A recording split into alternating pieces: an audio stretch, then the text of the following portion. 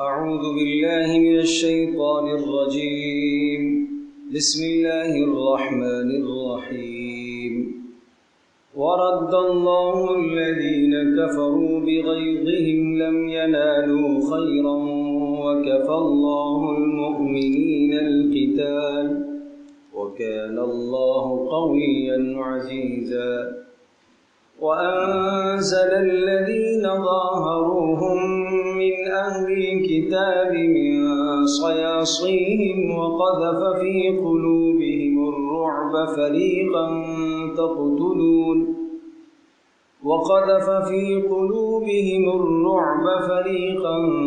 تقتلون وتأسرون فريقا وأورثكم أرضهم وديارهم وأموالهم وأرضا لم تطئوها وكان الله على كل شيء قديرا. يا أيها النبي قل لأزواجك إن كنتن تردن الحياة الدنيا وزينتها فتعالين أمتعكن وأسرحكن سراحا جميلا. وإن كنتن تردن الله ورسوله والدار الآخرة فإن الله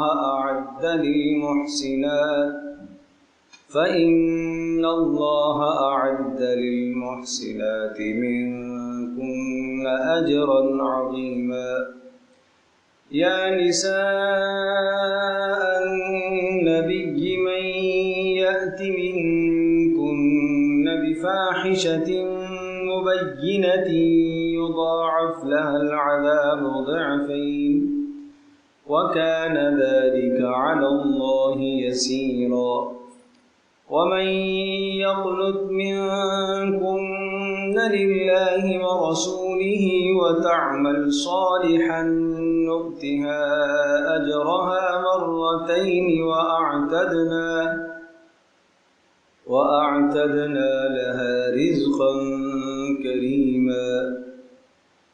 يا نساء النبي لستن كأحد من النساء إن اتقيتن فلا تخضعن بالقول فيطمع الذي في قلبه مرض وقلن قولا معروفا.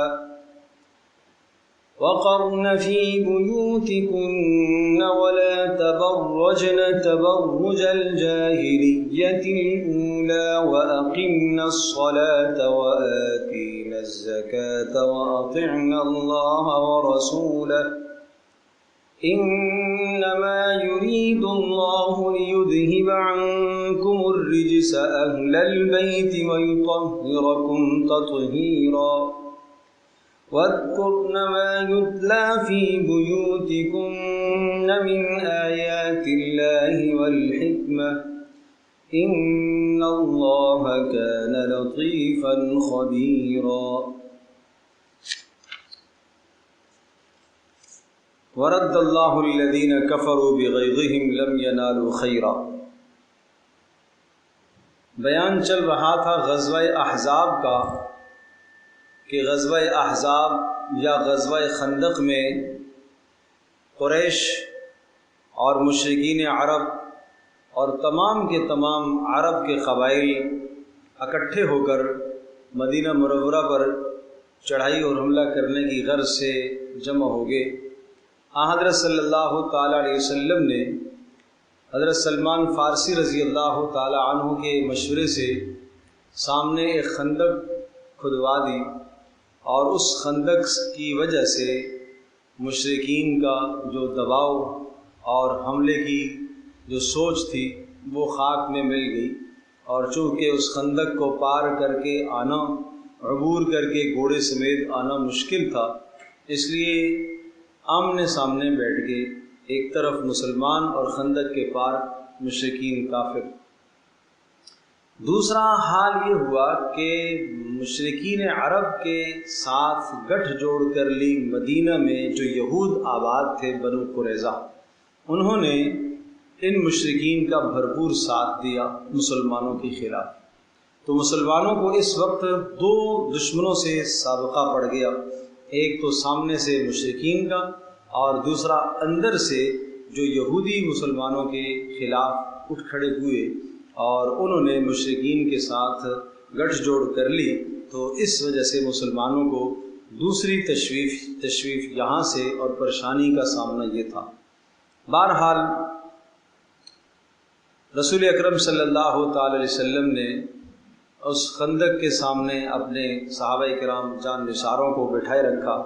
بالآخر اللہ تبارک تعالیٰ کی طرف سے مشرکین کی مغلوبیت کا فیصلہ ہوا اور اللہ پاک نے ان مشرکوں کو واپس مکہ کی طرف لوٹا دیا۔ جتنے بھی گروہ آئے تھے وہ سب کے سب واپس جانے کا سوچنے لگے، اس لیے کہ باہر سے آیا ہوا آدمی کتنے دن یہاں رہے گا، اس کے پاس ساز و سامان ضروریات کی چیزیں اتنی تو نہیں ہیں، اور یہ اچھا خاصا لشکر تھا، 14,000 پر مشتمل 12-14,000 پر مشتمل لشکر ہے، تو اس کو تو بہت بڑا سامان چاہیے۔ بالآخر وہ عاجز آگے، موسم بھی شدید سردی کا تھا، ٹھنڈ بھی شدت کے ساتھ تھی، اچانک ہوائیں ایسی چلنے لگ گئی کہ ان کے خیمے سارے کے سارے اکھڑنے لگ گئے۔ تو اس موقع پر اللہ تبارک تعالیٰ نے مسلمانوں کا رعب ان کے دلوں میں ایسا برپا کر دیا کہ سب کے سب بھاگ گئے۔ وہ تفصیل ہے یہاں پر، ورد اللہ الذین کفروا۔ اب الفاظ پہ غور کیجئے، اور اللہ پاک نے ان کافروں کو واپس کر دیا، کافروں کو، قریش مکہ کو، اور ان کے ساتھ مل کر جتنے بھی لوگ مسلمانوں کے خلاف جمع ہوئے تھے، اللہ نے سب کو رد کر دیا، واپس کر دیا۔ بغیظہم، ان کے غصوں کے ساتھ، یعنی غصے کے اندر بھرے ہوئے تھے کہ ہماری مراد پوری نہیں ہوئی، ہماری مراد مسلمانوں کو ختم کرنا اور مدینے پر چڑھائی کرنا تھا، اور وہ اس مقصد میں ہم کامیاب نہیں ہوئے۔ لم ینالوا خیرا، انہوں نے کسی قسم کی خیر کو نہیں پایا۔ خیر کو نہیں پایا مانا کوئی فتح نہیں حاصل ہو سکی، کوئی مال غنیمت ان کے قبضے میں نہیں آیا۔ وَكَفَى اللَّهُ الْمُؤْمِنِينَ الْقِتَالَ، اور اللہ پاک ایمان والوں کی جانب سے کافی ہو گیا القتال، یعنی جنگ کے طور پر اللہ پاک کافی ہو گیا۔ گویا کہ اللہ تبارک تعالیٰ نے مسلمانوں کی جانب سے کافروں کے خلاف اللہ نے گویا کہ جنگ فرمائی، اللہ پاک کافی ہو گیا۔ یوں سمجھ لیجئے کہ حضرت شاہ عبد القادر رحمۃ اللہ علیہ نے اس کا ترجمہ یوں کیا کہ اللہ پاک نے مسلمانوں کی جانب سے جنگ کو، قتال کو اپنے اوپر لے لیا، اپنے اوپر لے لیا کہ میرا کام ہے ان کو شکست دینا، ان کو واپس کرنا۔ اور وہ کس طرح سے لے لیا؟ اللہ تبارک تعالیٰ نے ہوا بھیجی، جس ہوا کے ذریعے سے ان کے خیمے اکھڑ گئے اور ان کو وہاں سے بھاگنا پڑا۔ دوسرا ملائکہ اتر آئے، اور ملائکہ کے اترنے کے بعد ان کے دلوں میں ایسا رعب چھا گیا کہ وہ سب کے سب بھاگنے لگ گئے۔ وَكَانَ اللَّهُ قَوِيًّا عَزِيزًا، اللہ پاک طاقتور ہے اور غلبے والا ہے۔ وَأَنزَلَ الَّذِينَ ظَاهَرُوهُم مِّنْ أَهْلِ الْكِتَابِ مِنْ صَيَاصِيهِمْ، وَأَنزَلَ الَّذِينَ ظَاهَرُوهُم، اور اللہ تبارک تعالیٰ نے مغلوب کر دیا، انزل، اللہ نے اتار دیا، ہتھیار ڈلوا دیے ان لوگوں سے بھی، الذین ظاہروہم، جنہوں نے مدد کی تھی، ہم ان کی، قریش مکہ کی جنہوں نے مدد کی تھی۔ یہ کون ہے؟ من اہل الکتاب، اہل کتاب میں سے، بنو قریظہ۔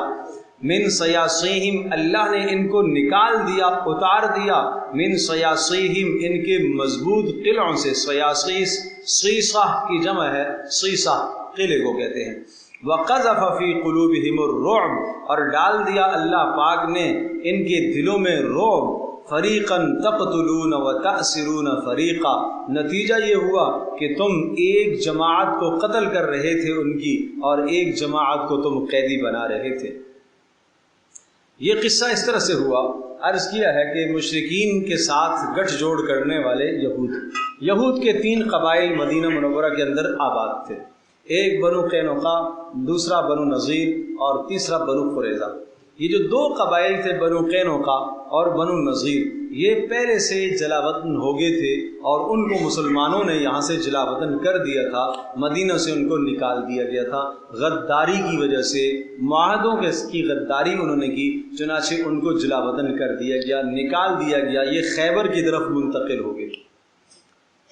اب وہاں سے جا کر انہوں نے جنگ بڑھکائی۔ یہ جو غزوہ احزاب ہے، یہ ایک طرف تو مشرکین تھے، لیکن دوسرا اس میں بہت بڑا کردار تھا، اس جنگ کو بھڑکانے کے اندر یہود کا بڑا کردار تھا، اور یہود نے مشرکین سے کہا، قریش سے، کہ آپ باہر سے آؤ اور ہم اندر سے آئیں گے اور مل کر ان مسلمانوں کو ہم پیٹیں گے، ان کا خاتمہ کریں گے۔ تو اس طرح سے جنگ کے بھڑکانے میں ان یہودی قبائل کا بہت بڑا اثر تھا، جنگ کے بھڑکانے میں بڑا کردار تھا ان کا۔ لیکن تیسرا جو قبیلہ مدینہ کے اندر باقی رہ گیا تھا، بنو قریظہ، انہوں نے چونکہ مسلمانوں کے خلاف مشرکین کی حمایت کی اور سخت مسلمانوں کے خلاف انہوں نے مشرکین کی مدد کی، مشرکین کو ہتھیار فراہم کیے، سہولت کار بن گئے مشرکین کے لیے۔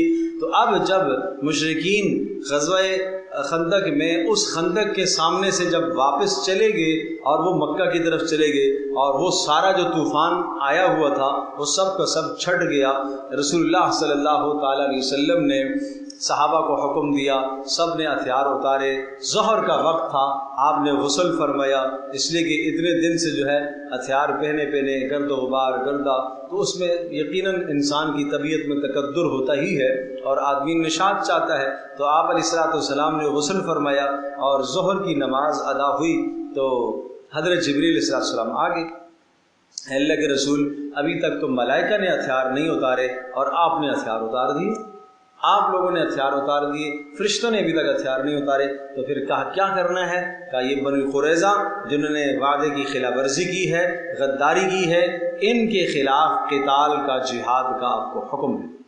آپ نے اعلان فرما دیا، چلو بھائی کوئی بھی آدمی یہاں نہ رکے، سیدھے بنو قریظہ کی بستی میں پہنچو، عصر کی نماز وہاں پہنچ کے پڑھ لیں۔ صحابہ بھاگے، رسول اللہ صلی اللہ تعالیٰ علیہ وسلم کی اتباع کرتے ہوئے، آپ علیہ السلام کی پیروی کرتے ہوئے آپ بھاگے اور گئے، اور راستے میں کچھ نکلنے میں، تیاری کرنے میں تاخیر ہو گئی، ظاہر دوبارہ سے مستعد ہونا، اسلحہ پہننا اور دوبارہ سے اس نظام کو بنانے میں کچھ تھوڑی سی تاخیر تو ہو گئی۔ تو راستے میں عصر کی نماز کا وقت آ گیا، عصر کی نماز کا وقت آ گیا، جو لوگ جا رہے تھے تو اب دو جماعتیں بن گئی، بھئی عصر کی نماز راستے میں پڑھ لیں یا نہ پڑھیں، یا وہاں جا کے پڑھیں۔ اللہ کے نبی نے فرمایا تھا بنو قریظہ کی بستی میں جا کے عصر کی نماز پڑھنی ہے۔ ایک جماعت نے کہا ہم تو نہیں پڑھیں گے، چاہے قضا ہو جائے، بنو قریظہ کی بستی میں پہنچ کے پڑھیں گے، چونکہ اللہ کے نبی نے یہ فرمایا۔ دوسری جماعت نے یہ کہا کہ بھائی مقصود رسول پاک صلی اللہ علیہ وسلم کا یہ تھا کہ تمہیں جلدی جانا چاہیے تاکہ عصر میں یہاں پہنچ جاؤ، یہ معنی تو نہیں تھا کہ راستے میں اگر نماز کا وقت آ جائے تو نہیں پڑھو۔ لہٰذا انہوں نے راستے میں نماز پڑھ لی۔ ایک جماعت نے، کچھ لوگوں نے نہیں پڑھی اور کچھ نے پڑھ لی، کچھ نے وہاں جا کے پڑھی۔ رسول اکرم صلی اللہ علیہ وسلم کے پاس یہ خبر آئی، آپ علیہ السلام نے فرمایا دونوں درست ہیں، دونوں کی نیت نبی کی فرما برداری ہے، اس اختلاف کو رحمت کہا گیا ہے، اس قسم کا اختلاف امت میں رہے گا اور یہ اختلاف کیا ہے؟ باعث رحمت ہے، اس لیے کہ دونوں کا مقصود نبی علیہ الصلوۃ والسلام کی فرما برداری ہے۔ تو آج دنیا کہتی ہے اختلاف، علماء میں اختلاف، تو بھائی اختلاف ذاتیات پر نہیں آنا چاہیے، ذاتیات تک نہ نوبت پہنچے، اس طرح کا اختلاف ہو۔ یہی اختلاف امام ابو حنیفہ رحمۃ اللہ علیہ کا، امام شافعی رحمۃ اللہ علیہ کا، امام مالک رحمۃ اللہ علیہ کا، امام احمد بن حنبل رحمۃ اللہ علیہ کا، ائمہ اربعہ کے جو اختلافات ہیں وہ اسی نوعیت کے اختلافات ہیں، اور ان اختلافات کو رحمت کہا گیا۔ اس اختلاف کو اچھالنا اور اس اختلاف کو سامنے رکھ کر دین پر قدغن لگانا اور دین والوں پر قدغن لگانا کہ جناب یہ تفرقہ بازی کر رہے ہیں، یہ جناب علماء تفرقہ کر رہے ہیں۔ میں اکثر عرض کیا کرتا ہوں کہ تفرقے کی جتنی آیات ہیں وہ سب کی سب مذہب کی طرف ہو جاتی ہیں۔ سیاست میں تفرقہ کسی کو نظر نہیں آتا، خاندان میں تفرقہ کسی کو نظر نہیں آتا، اور جناب قبائل میں فرقہ بندی کسی کو نظر نہیں آتی۔ ہاں، فرقہ بندی دین میں اگر مسئلہ ایک اختلاف، ایک رائے یہ آ گئی، ایک رائے یہ آ گئی، تو وہ اختلاف ہم بڑھ چڑھ کر پیش کرتے ہیں۔ یہ سب کا سب اسلام دشمنوں کی سازش ہے، وہ سازش کر کے اسلام کے محاسن اور خوبیوں کو لوگوں کے درمیان میں جو ہے خوبیاں جو اسلام کی ہیں ان کو عیبدار کرنے کی کوشش کرتے ہیں تاکہ لوگ اسلام کے قریب نہ جا سکیں، اس لیے ایسا کیا جاتا ہے۔ بہت اچھی طرح سے سمجھنا چاہیے، اور یہ بات بھی ذہن نشین فرمائیے گا کہ اختلاف ہے۔ آج لوگ کہتے ہیں کس کی بات سنیں، یہ کچھ کہہ رہا ہے، یہ کچھ کہہ رہا ہے، یہ کچھ کہہ رہا ہے، عمل کرو بھائی کرنا ہی نہیں ہے۔ شاباش، یہ بڑا اچھا سوچا آپ نے اور بڑی اچھی سوچ سوچی۔ ایک ڈاکٹر ہے، صبح اسی سیٹ پر ڈاکٹر بیٹھتا ہے، اس کی الگ رائے ہے، شام کو اسی سیٹ پر ڈاکٹر بیٹھتا ہے، اس کی دوسری رائے ہے، اگلے دن جو ڈاکٹر وہیں بیٹھا ہوا ہے اسی ہاسپٹل میں، اس کی الگ رائے ہے۔ وہاں تو کوئی نہیں کہتا چھوڑو جی علاج ہی نہیں کرانا ہے، مر جائیں گے نہیں کرانا علاج، نہ کراؤ نا۔ وہاں نہیں اچھے سے اچھا ڈھونڈتے ہیں، نہیں بھائی یہ اس کی اپنی تحقیق ہے، اس کی اپنی تحقیق ہے، اس کی اپنی رائے ہے، اس کی اپنی معلومات ہے، وہاں ہم 10 ہیلے حجت اور 10 جواب ڈھونڈ لیتے ہیں، لیکن دین کے مسئلے میں اندر چونکہ خود چور بیٹھا ہوا ہوتا ہے اس لیے عمل کرنے سے کتراتے ہیں۔ اس لیے میرے عزیزو اختلاف کو سمجھنا چاہیے، اختلاف کس نوعیت کا ہے اس کو سمجھنا چاہیے۔ یہ اختلاف باعث رحمت ہے، باقی ذاتیات پر نہیں آنا چاہیے، بالکل نہیں آنا چاہیے۔ کس نے کہا ذاتیات پر آئیں؟ نہ آئیں نا، سمجھے بھائی؟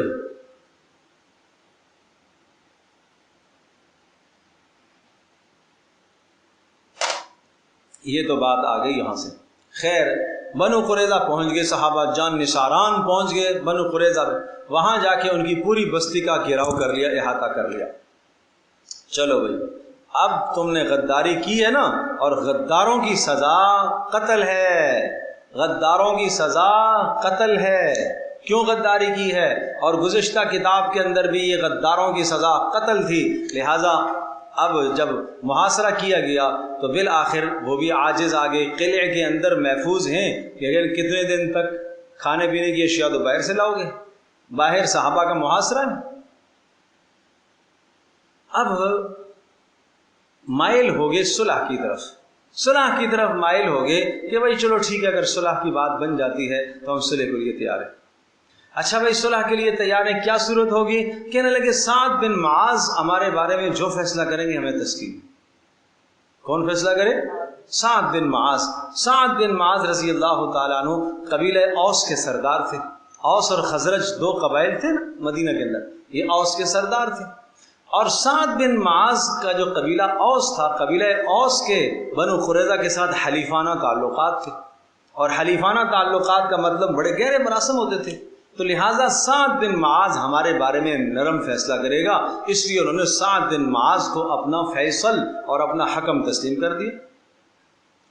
سعد بن معاذ رضی اللہ تعالیٰ عنہ سے پوچھا آپ علیہ السلام نے، ہاں سعد کیا فیصلہ ہے آپ کے بارے میں؟ انہوں نے آپ کو حکم بنایا ہے، کیا فیصلہ کرو گے؟ انہوں نے کہا اللہ کے رسول جو جنگجو ہیں ان کو قتل کیا جائے گا اور باقیوں کو قیدی بنایا جائے گا۔ پھر یہی فیصلہ ہوا سعد بن معاذ کے کہنے کے مطابق۔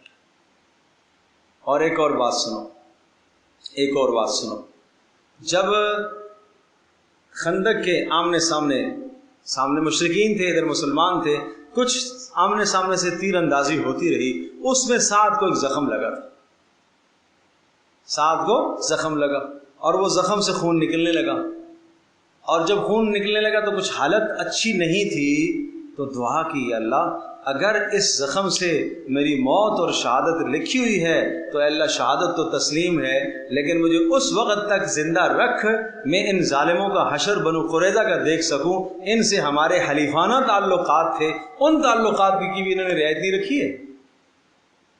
حلیفانہ تعلقات کا مطلب یہ تھا کہ آپ ہمارے خلاف کسی کی مدد نہیں کرو گے، انہوں نے کیوں مدد کی ہے؟ لہٰذا میں ان کا حشر دیکھنا چاہتا ہوں کہ اللہ کا فیصلہ کیا آتا ہے، اے اللہ اس وقت تک مجھے زندہ رکھ۔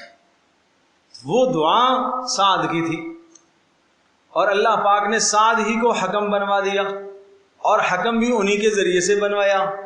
پھر سعد نے وہی فیصلہ کیا جو اللہ کی منشا تھی، وہ فیصلہ ہو گیا۔ اس کے بعد سعد کے زخم سے دوبارہ سے خون رسنا شروع ہوا اور سعد جام شہادت نوش کر گئے۔ اللہ کو پیارے ہو، کیوں صحابی کی وہ تمنا بھی پوری ہوئی ہے، شہادت کی تمنا بھی ہو گئی، وہ بھی پوری ہو گئی، اور وہ جو منظر تھا کہ میں اپنے نظروں سے دیکھنا چاہتا ہوں ان کا کیا حشر ہوتا ہے جنہوں نے ہمارے ساتھ غداری کی ہے۔ سمجھو بھائی، اللہ اکبر۔ تو یہ منظر یہاں پر بیان فرمایا، وَأَنزَلَ الَّذِينَ ظَاهَرُوهُمْ۔ اب دیکھیے گا ذرا ترجمہ، وَأَنزَلَ الَّذِينَ، اور اللہ نے مغلوب کر دیا، اللہ نے نکال دیا، اتار دیا، الذین، ان لوگوں کو، ظاہروہم، جنہوں نے حمایت کی، جنہوں نے مدد کی، ہم ان کی، کن کی؟ مشرکین عرب کی۔ اور وہ مدد کرنے والے کون ہیں؟ من اہل الکتاب، اہل کتاب ہیں۔ کہاں سے نکالا اللہ نے ان کو؟ من صیاصیہم، ان کے مضبوط ترین قلعوں سے۔ وقذف فی قلوبہم الرعب، اور اللہ پاک نے ان کے دلوں میں مسلمانوں کا رعب پیدا کر دیا۔ وفریقا تقتلون، اے مسلمانوں ایک فریق کو ان میں سے، یہود کی ایک جماعت کو، کچھ کو تم قتل کر رہے تھے یعنی جنگجوؤں کو، وتاسرون فریقا، اور کچھ کو تم قیدی بنا رہے تھے۔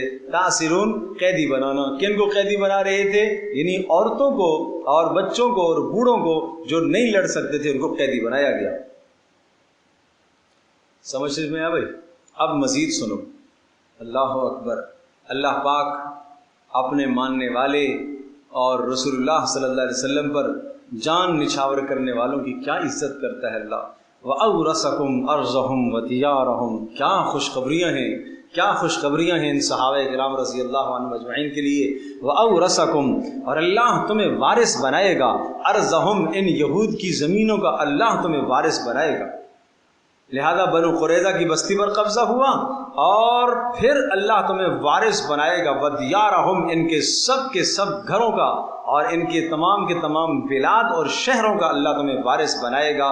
یہ غزوہ احزاب ہوا ہے 5 میں، پھر اس کے بعد 6 میں حدیبیہ کا معاملہ تھا اور وہ معاہدہ ہوا، اور یوں سمجھ لیجئے گا کہ 7 میں پھر یہ خیبر فتح ہو گیا، جو یہودیوں کا گڑھ تھا، جو یہودیوں کا گڑھ تھا خیبر، یہ سارا کا سارا فتح ہو۔ 7-8 میں یہ فتح ہو۔ اب کچھ بھی نہیں بچے، اب ان کی قبر ٹوٹ گئی ہے۔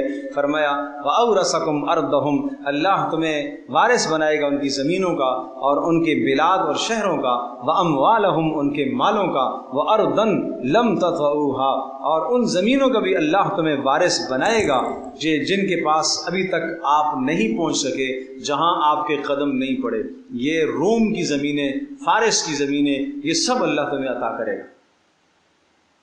سمجھے بھائی؟ یاد ہے نا میں نے عرض کیا تھا جب آپ علیہ السلام خندق کھود رہے تھے، اس وقت آپ نے فرمایا تھا کہ مجھے ایک کدال ضرب لگائی اور چنگاریاں نکلی۔ آپ نے فرمایا کسرا کے محلات مجھے دکھائے گئے، ایک بار فرمایا روم کے محلات مجھے دکھائے گئے، مدائن کے محلات مجھے دکھائے گئے۔ یہ سب چیزیں آپ کو کہا، اللہ نے وعدہ دیا، اللہ ان سب جگہوں کا تمہیں وارث بنائے گا۔ وَقَالَ اللَّهُ عَلَىٰ كُلِّ شَيْءٍ قَدِيرٌ، اللہ پاک ہر چیز پر قادر ہے۔ اللہ کے لیے کیا مشکل ہے؟ سبحان اللہ۔ کاش آج مومن اس ایمان پر آ جائے تو اللہ کی مدد آئے گی، اور دنیا کے خزانے اس کے قدموں میں کیوں نہیں ڈھیر ہوں گے۔ اللہ نہیں بدلا بھائی، اللہ کے ضابطے نہیں بدلے، اللہ کے قانون نہیں بدلے۔ آج بدل گیا تو مسلمان بدل گئے۔ یہاں یہ صورتحال ہے، وَقَذَفَ فِي قُلُوبِهِمُ الرُّعْبَ، اللہ پاک نے مسلمانوں کا رعب ان کے دلوں میں ڈال دیا ہے۔ آج مسلمان کے دل میں کافر کا رعب ہے۔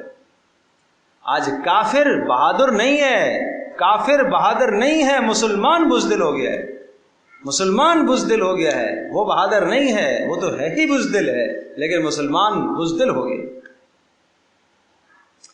یا ایھا النبی قل لازواجک، سبحان اللہ، بڑے خوبصورت احکام، بڑے پیارے احکام ہیں ماؤں بہنوں کے لیے، امت مسلمہ کی بچیوں کے لیے، جوان بیٹیوں کے لیے، ماؤں کے لیے بڑے اہم احکام ہیں، بڑے اہم احکام۔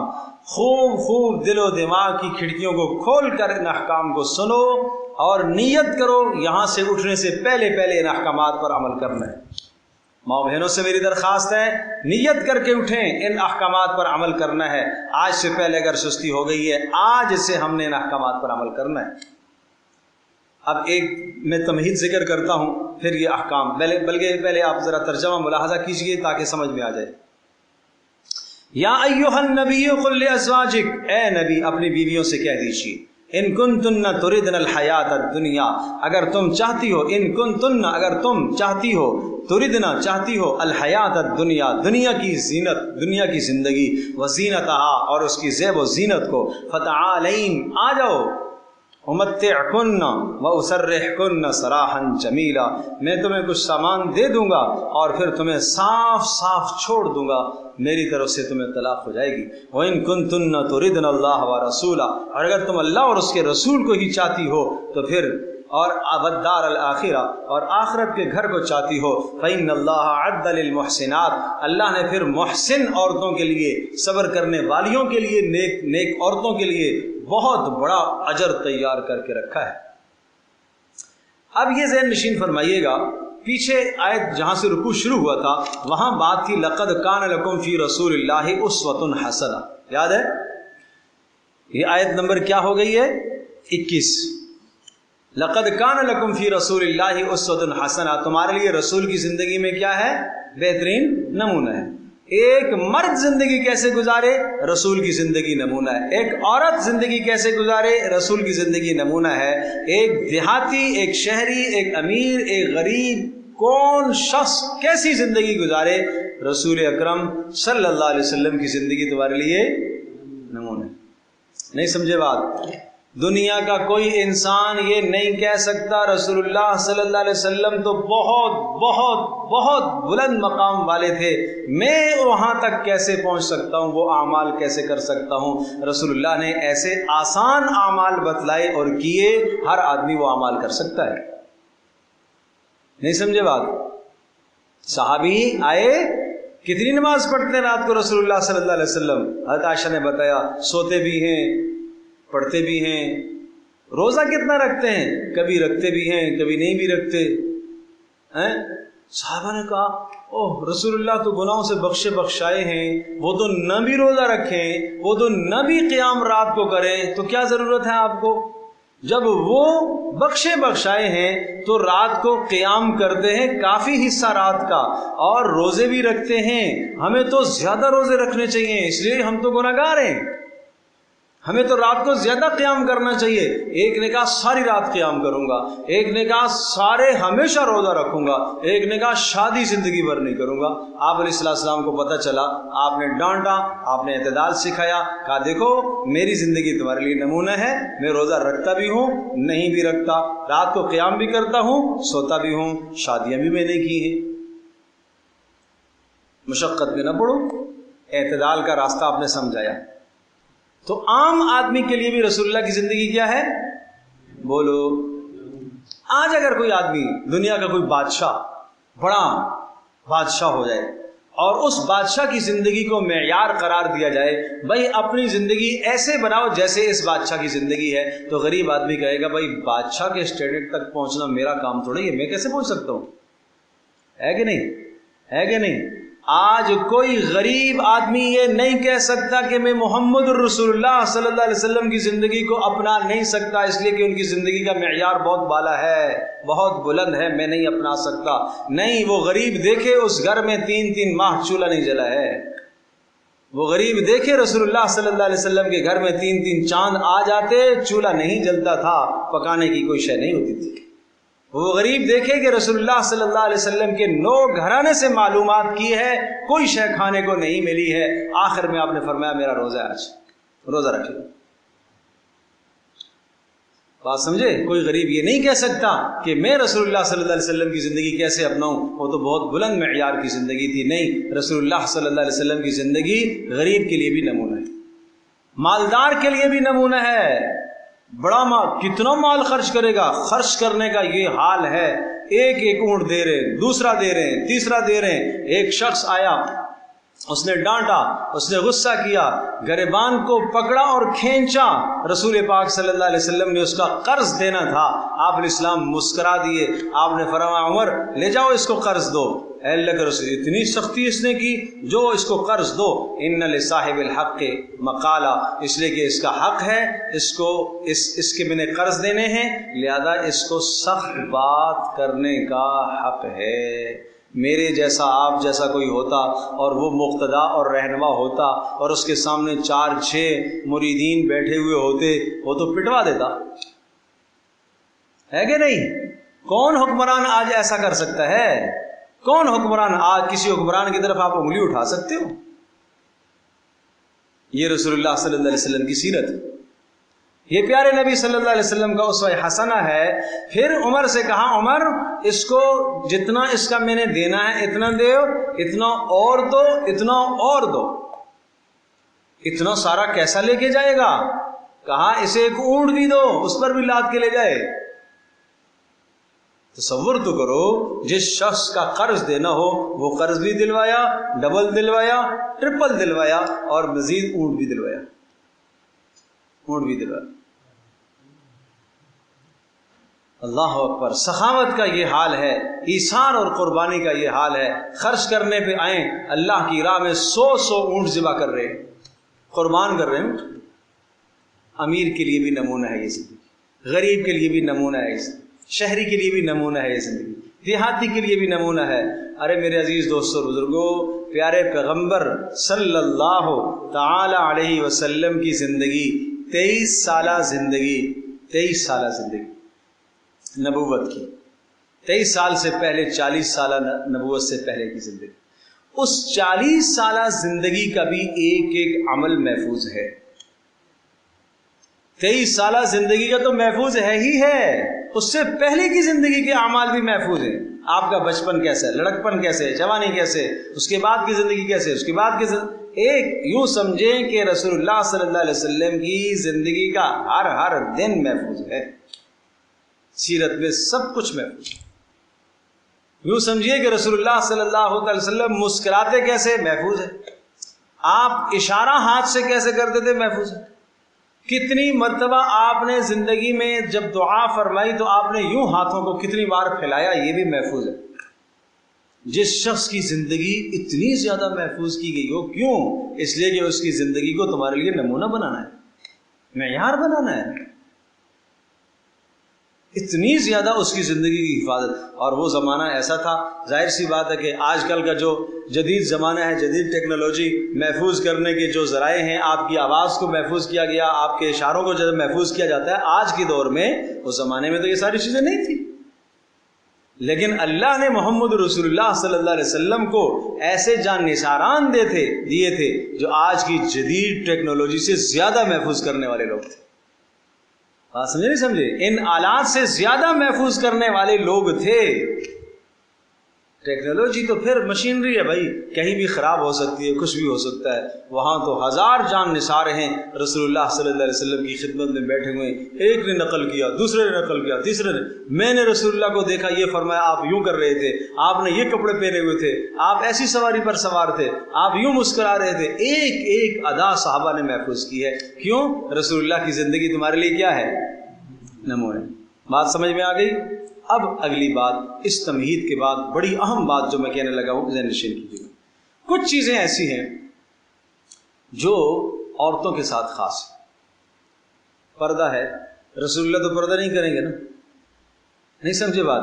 برقع نقاب پہننا ہے، چہرے کا پردہ کرنا ہے، غیر محرم سے بات کرنی ہے، تو یہ کچھ چیزیں ایسی ہیں کہ جن کا تعلق خاص طور پر عورتوں سے ہے۔ لہٰذا عورتوں کے لیے ایک تو نبی کی زندگی میں معیار ہے، اور وہ تمام کے تمام احکامات جو عورتوں کے ساتھ خاص ہیں، ان احکامات میں نبی کا گھرانہ، نبی کی بیویاں ایمان والیوں کے لیے نمونہ اور معیار ہیں، ان کی زندگی معیار ہے۔ اس لیے اب ازواج مطہرات کی زندگی آئی۔ یہ تمیز سمجھ میں آئی ہے کہ پہلے نبی کی زندگی نمونہ، اور جو مسائل خاص طور پر کس کے ساتھ خاص ہیں؟ عورتوں کے ساتھ خاص ہے۔ ان عورتوں کے ساتھ مخصوص مسائل میں کس کو معیار قرار دیا؟ نبی کے گھرانے کو، نبی کی بیویوں کو تمہارے لیے معیار قرار دیا۔ اب مائیں بہنیں سن لیں، یا ایھا النبی، اے نبی، آپ فرما دیجئے اپنی بیویوں کو، جب مدینہ منورہ میں وسعت ہو گئی تو ازواج مطہرات میں تھوڑا سا مطالبہ فرما دیا، اور مطالبہ بیجا نہ تھا، بجا تھا کہ ٹھیک ہے اب وسعت ہے، پہلے غربت تھی، اب فتوحات کا زمانہ آیا تو کچھ ہمیں خرچہ جو نفقہ ملتا ہے اس میں تھوڑا سا اضافہ ہو جائے، تھوڑا سا اضافہ ہو جائے تو اچھی بات ہے۔ لیکن چونکہ نبی کا گھرانہ ہے اور قیامت تک آنے والوں کے لیے نمونہ بننا ہے اس گھرانے میں۔ اگر یہاں وسعت کر دی جائے تو کل غریب عورت کیا کہے گی، وہ تو نبی کا گھرانہ تھا، وہاں تو وسعت تھی، میرا شوہر نبی تو نہیں ہے، ولی بھی نہیں ہے، عام مسلمان ہے، میں کیسے اس کی زندگی کو اپناؤں گی؟ تو پھر نبی کی زندگی، نبی کی گھر والیوں کی زندگی کو پھر سے معیار قرار دیا۔ نہیں، تمہیں فقر برداشت کرنا ہے، تنگ دستی برداشت کرنی ہے، اے نبی کی بیویوں تمہیں سختی برداشت کرنی ہے، تنگ دستی برداشت کرنی ہے، تاکہ امت مسلمہ کی غریب عورتوں کے لیے نمونہ تم بن جاؤ۔ ارے بات سمجھے بھائی؟ چاہتے اللہ کے نبی تو سونا چاندی کے ڈھیر گھر میں لگا سکتے تھے، سونا چاندی جمع کرنے والیوں سوچ لو، اللہ کے نبی چاہتے اپنے گھروں کے اندر سونے چاندی کے انبار لگا سکتے تھے، لیکن نمونہ کیسے بنے؟ نمونہ کیسے بنے گی؟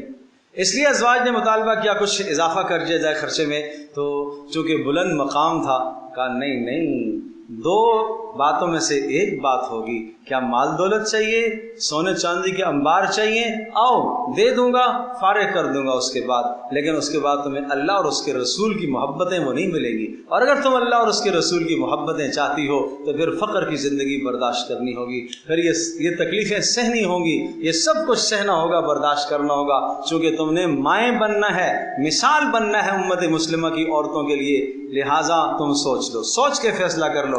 آپ نے حضرت عائشہ رضی اللہ تعالیٰ عنہ کو بلایا اور ان سے کہا کہ یہ آیت نازل ہوئی ہے، جاؤ اپنے ماں باپ سے مشورہ کر لو۔ انہوں نے فوری برجستہ کہا میں اللہ کے رسول کے معاملے میں اپنے ماں باپ سے مشورہ کروں گی، اخترت اللہ ورسولہ والدار الآخرہ، میں نے اللہ اور اس کے رسول کو اور آخرت کے گھر کو اختیار کیا، بس مجھے یہی پسند ہے، مجھے فقر برداشت ہے، تکلیف برداشت ہے۔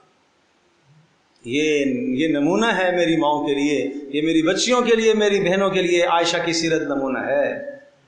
پھر باقی ازواج کو آپ نے کہا، باقیوں نے بھی سب نے بلا تردد یہ کہا ہم نے اللہ اور اس کے رسول کو ہی اختیار کرنا ہے، فاقے برداشت کر لیں گی، تکلیف برداشت کر لیں گی، مصیبتیں برداشت کر لیں گی، ہمیں کوئی ضرورت نہیں ہے مال کی، ہمیں اللہ اور اس کا رسول چاہیے، ہمیں اللہ اور اس کا رسول چاہیے۔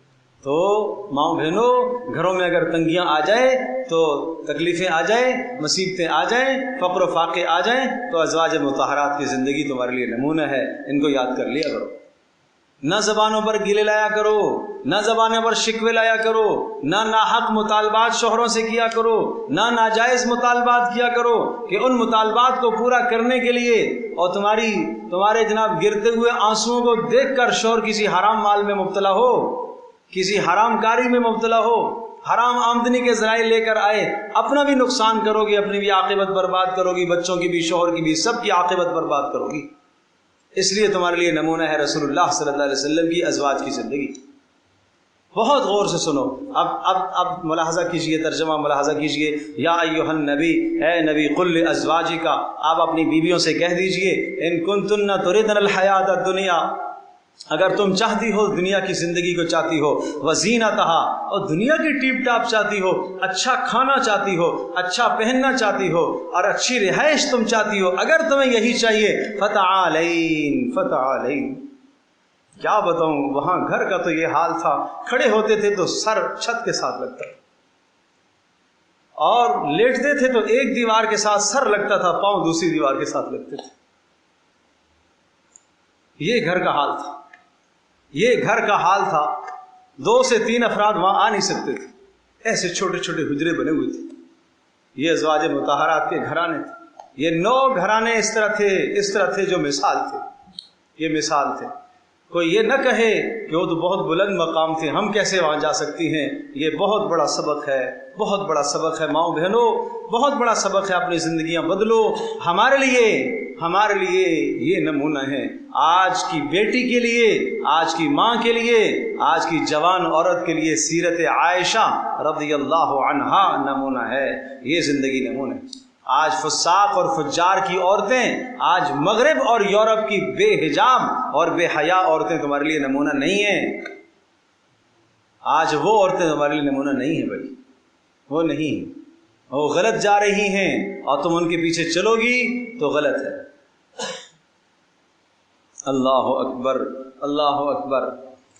फरमाया फ़तआलैन, आ जाओ, उमत्तिअकुन्ना, तुम्हें सामान दे दूंगा, थोड़ा सा सामान दुनिया का दे दूंगा, लेकिन वह उसर्रिहकुन्ना सराहन जमीला, फिर तुम्हें साफ साफ छोड़ दूंगा, तलाक दे दूंगा।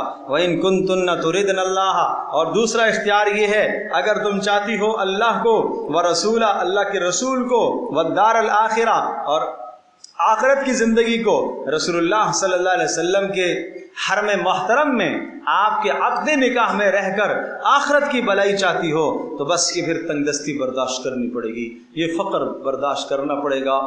हर बुलंद मनसब और मकाम की कुछ कीमत हुआ करती है, हर बुलंद मनसब और मकाम की कीमत है, ये कीमत आपको देनी पड़ेगी। नहीं समझे बात? दुनिया और आखिरत की रिफ़ातें और बुलंदियां चाहती हो ना, तो बुलंदियों की कीमत ये फ़क्र फाक़े और तंगदस्ती की ज़िंदगी, ये उसकी कीमत, ये कीमत देनी पड़ेगी। फ़इन्नल्लाह अअद्द लिल मुहसिनात, और फिर सुन लेना चाहिए तुम्हें, अल्लाह तबारक व तआला ने तैयार करके रखा है मुहसिनात, मुहसिन नेकोकारों के लिए, सब्र करने वालियों के लिए, मुखलिसों के लिए, जो अपने शोहरों के साथ मुखलिस हों, अजरन अज़ीमा, बहुत बड़ा अजर। लिहाजा सब ने कहा हम अल्लाह और उसके रसूल को और आखिरत को इख्तियार करती हैं।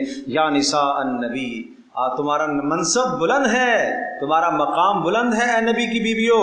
मन याति मिनकुन्न बिफाहिशतिन, तुम में से अगर कोई भी किसी गुनाह का इर्तिकाब करेगी, बिफाहिशतिन माना ये ऐसा अमल करेगी जिससे रसूलुल्लाह सल्लल्लाहु अलैहि वसल्लम को तंगी हो और परेशानी हो, याद रखना, ऐसा कोई अमल करेगी जिससे रसूलुल्लाह सल्लल्लाहु अलैहि वसल्लम को तंगी हो, युदाअफ़ लहल अज़ाब ज़िअफ़ैन, तो अज़ाब भी दुगना होगा, सख्त सज़ा तुम्हें दी जाएगी, इसलिए कि मकाम तुम्हारा बहुत बुलंद है। बात समझे भाई? मकाम और मर्तबा तुम्हारा बहुत बुलंद है। वकाना ज़ालिका अलल्लाहि यसीरा, और अल्लाह के लिए कोई मुश्किल नहीं है। ये बात नहीं होगी कि नबी की बीवी है तो लिहाजा सज़ा हल्की होगी, ना ना, नबी की बीवी है तो सज़ा फिर ज़्यादा होगी। तसव्वुर नहीं था नबी की अज़वाज मुतहरात से इसके सब का अमल करना, लेकिन उम्मत मुस्लिमों को एक तंबीह दी, एक समझाया। उधर इमरातुल लूत, इमरातुल नूह, हज़रत नूह अलैहिस्सलाम की बीवी, हज़रत लूत अलैहिस्सलाम की बीवी कुफ्र पर हैं। फलम युगनिया अन्हुमा मिनल्लाहि शैआ, दोनों पैगंबरों की नबुव्वत उनके काम ना आ सकी, उनके काम ना आ सकी। अपना अमल होगा तो काम बात बनेगी, इसलिए माएँ बहनें सुन लें, अपना अमल होगा तो काम बनेगा। अपने पास अमाल का ज़ख़ीरा कीजिए। वमन यक़नुत मिनकुन्न लिल्लाहि व रसूलिही, क्या खूब अंदाज है, क्या खूब अल्फाज हैं। वमन यक़नुत मिनकुन्न लिल्लाहि व रसूलिही, और जो तुम में से इताअत गुजार बन कर रहें अल्लाह की और अल्लाह के रसूल की, व तअमल सालिहन नुअतिहा अजरहा, और जिसने नेक आमाल किए तुम में से, व तअमल सालिहन, नेक आमाल किए, नुअतिहा अजरहा मर्रतैन, तो फिर हम अजर भी दुगना देंगे, अजर भी दुगना देंगे। सज़ा की जब हमने बात सुनाई है तो फिर तुम्हें अजर भी ज़्यादा मिलेगा। हाँ, वअअतदना लहा रिज़्क़न करीमा, और जो इस तरह से इज़्ज़त के साथ ज़िंदगी गुजारे, अल्लाह और उसके रसूल की इताअत में ज़िंदगी गुजारे, हमने उसके लिए बहुत बड़ा इज़्ज़त वाला रिज़्क़ तैयार करके रखा है। अल्फाज पे गौर कीजिएगा, अअतदना, अल्लाह कह रहा हमने तैयार करके रखा है, अल्लाह कह रहा हमने। बात समझे नहीं समझे? हाँ, फिर अल्लाह अपनी शान के मुताबिक देगा। या निसा अन्नबी, मजीद खिताब, मजीद बात। ए नबी की बीवियों, तुम्हें नमूना बनना है, तुम्हें मिसाल बनना है। तुम्हारी जिंदगी को देखकर दीगर औरतें जिंदगी अपनाएंगी। या निसा अन्नबी, ए नबी की बीवियों, लस्तुन्न का अहदिम मिनन निसा, तुम आम औरतों की तरह नहीं हो। इनित्तक़ैतुन्ना, और तुम्हें अल्लाह से डरते रहना चाहिए। फला तख़ज़अन बिल क़ौल, लिहाजा बात में नरमी मत इख्तियार करना। अब ये गैर महरम से बात करने का सलीका सिखाया जा रहा है भाई।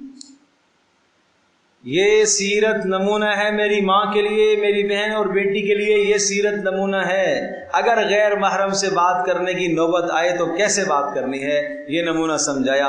फला तख़ज़अन बिल क़ौल, बात में नरमी मत इख्तियार करना, बात में नरमी मत इख्तियार करना। खुरदरापन होना चाहिए बात में, मुस्करा कर और नज़ाकत के साथ बात मत करना। کیوں فیطمع الذی فی قلبہ مرض، اس لیے کہ اگر تم نزاکت کے ساتھ بات کرو گی اور بہت بہت نرم لہجے میں گفتگو کرو گی تو اس کے نتیجے میں جس کے دل میں بیماری ہے اس میں طمع پیدا ہونا شروع ہو جائے گی. جس کے دل میں شہوت کی بیماری ہے وہ مزید تم سے بات کرنے میں طمع کرے گا، پھر ایک بات سے دوسری بات نکالے گا، پھر دوسری سے تیسری بات نکالے گا، پھر تیسری سے چوتھی بات نکالے گا، اور کرتے کرتے تم بے حجاب ہو جاؤ گی. لہذا آپ سے اس نے جو بات پوچھی ہے ضرورت کی، ایک بات کے جواب میں ایک ہی بات تم کہو گی اور کھردرے انداز سے تم بات کرو گی تو اگلی بار وہ جرت نہیں کرے گا. بات سمجھ میں آ رہی ہے نہیں آ رہی ہے؟ ایک اور سنو، ایک اور سنیے گا. اپنے گھروں کو پاکیزہ کرو، اپنی بچیوں کی زندگی کو سیرت عائشہ سکھاؤ، اپنی بچیوں کو یہ سیرت سکھاؤ، یہ احکام سکھاؤ. دیکھو سورہ نور، سورہ مائدہ میں سارق، چور، اس کی سزا بیان فرمائی. السارق والسارقۃ فاقطعوا ایدیہما. لفظوں پر غور کیجیے گا، تھوڑا سا غور کریں گے تو آپ کو اس قرآن کی فصاحت اور بلاغت سمجھ میں آئے گی اور انداز پتہ چلے گا. السارق چوری کرنے والا مرد، والسارقۃ چوری کرنے والی عورت، فاقطعوا ایدیہما ان کے ہاتھ کاٹ دیے جائیں. کس کو پہلے ذکر فرمایا؟ مرد کو. چوری کرنے والا مرد. کیوں؟ ارے مرد ہو کے تم چوری کرتے ہو؟ نہیں سمجھے. کوئی عورت ہوتی، عورت کے لیے بھی ناجائز ہے، غلط ہے، لیکن تمہیں تو اللہ نے بازو عطا فرمائے، قوت دی ہے، طاقت دی ہے، باہر نکلنے کی طاقت ہے، جاؤ جا کے مزدوری کرو. تم کیوں چوری کر رہے ہو؟ اس لیے چوری تو ہے برا عمل، لیکن مرد کے لیے زیادہ برا ہے. مرد کے لیے کیا ہے؟ زیادہ برا ہے. اور ادھر جہاں زنا کی سزا بیان فرمائی، الزانیۃ والزانی فاجلدوا کل واحد منہما مئۃ جلدہ. زنا کرنے والی عورت اور زنا کرنے والا مرد، ان دونوں کو کوڑے لگاؤ. دونوں کی سزا کو بیان فرمایا. یہاں کس کو پہلے ذکر کیا؟ عورت کو. کیوں؟ اس وقت تک زنا کی طرف مرد نہیں بڑھتا جب تک عورت کی رضا شامل نہ ہو. یہ عورت کو اس لیے ذکر کیا کہ عورت کی فطرت میں عفت اور پاک دامنی اس کی فطرت میں ہے. اس نے اپنی فطرتی حیا کو کیوں چھوڑا ہے؟ جو فطرت نے اس کے اندر حیا رکھی ہے، اس حیا کو اس نے کیوں چھوڑا؟ اس نے حد سے زیادہ بات کیوں کی؟ وہ بے حجاب ہو کے کیوں نکلی؟ اس نے غیر محرم سے ضرورت سے زیادہ کیوں بات کی، جس سے بات یہاں تک پہنچائی؟ ایک درندہ اس پر حملہ آور ہونے لگا ہے، کیوں یہاں تک بات پہنچی؟ تو اس کا آغاز کہاں سے ہوا؟ عورت سے ہوا. آخر چیخے وہ، چلائے وہ، شور کرے، شرابہ کرے، اپنے عفت کو بچائے. اس لیے عورت کا لفظ وہاں مقدم کیا ہے. پہلے ذکر کیا ہے زنا کی سزا کے اندر. میں نے عرض کیا کہ جب تک عورت کی منشا شامل نہ ہو یہ برا عمل نہیں ہوتا. ٹھیک ہے زنا بالجبر بھی ہوتا ہے، اس کے احکام الگ ہیں، لیکن یہ آغاز گفتگو سے ہوتا ہے، پھر نظر پڑتی ہے، نظر سے پھر معاملات آگے بڑھتے ہیں، پھر نظر سے آگے چلتے چلتے پھر تحفے تحائف جاتے ہیں، پھر یہ بے حجابانہ باتیں ہوتے آج کل تو اس کے نت نئے طریقے، ساری رات جوان نسل تباہ ہوتی ہے اس پر. یہاں سے دوستیاں لگتی ہیں اور ان دوستیوں کے نتیجے میں گھر کے گھر اجڑ جاتے ہیں، ماں باپ کی زندگیاں داغدار ہو جاتی ہیں، خاندان داغدار ہو جاتا ہے. اس لیے قرآن روکتا ہے، فرمایا بس بات میں اعتدال رکھنا. فلا تخضعن بالقول.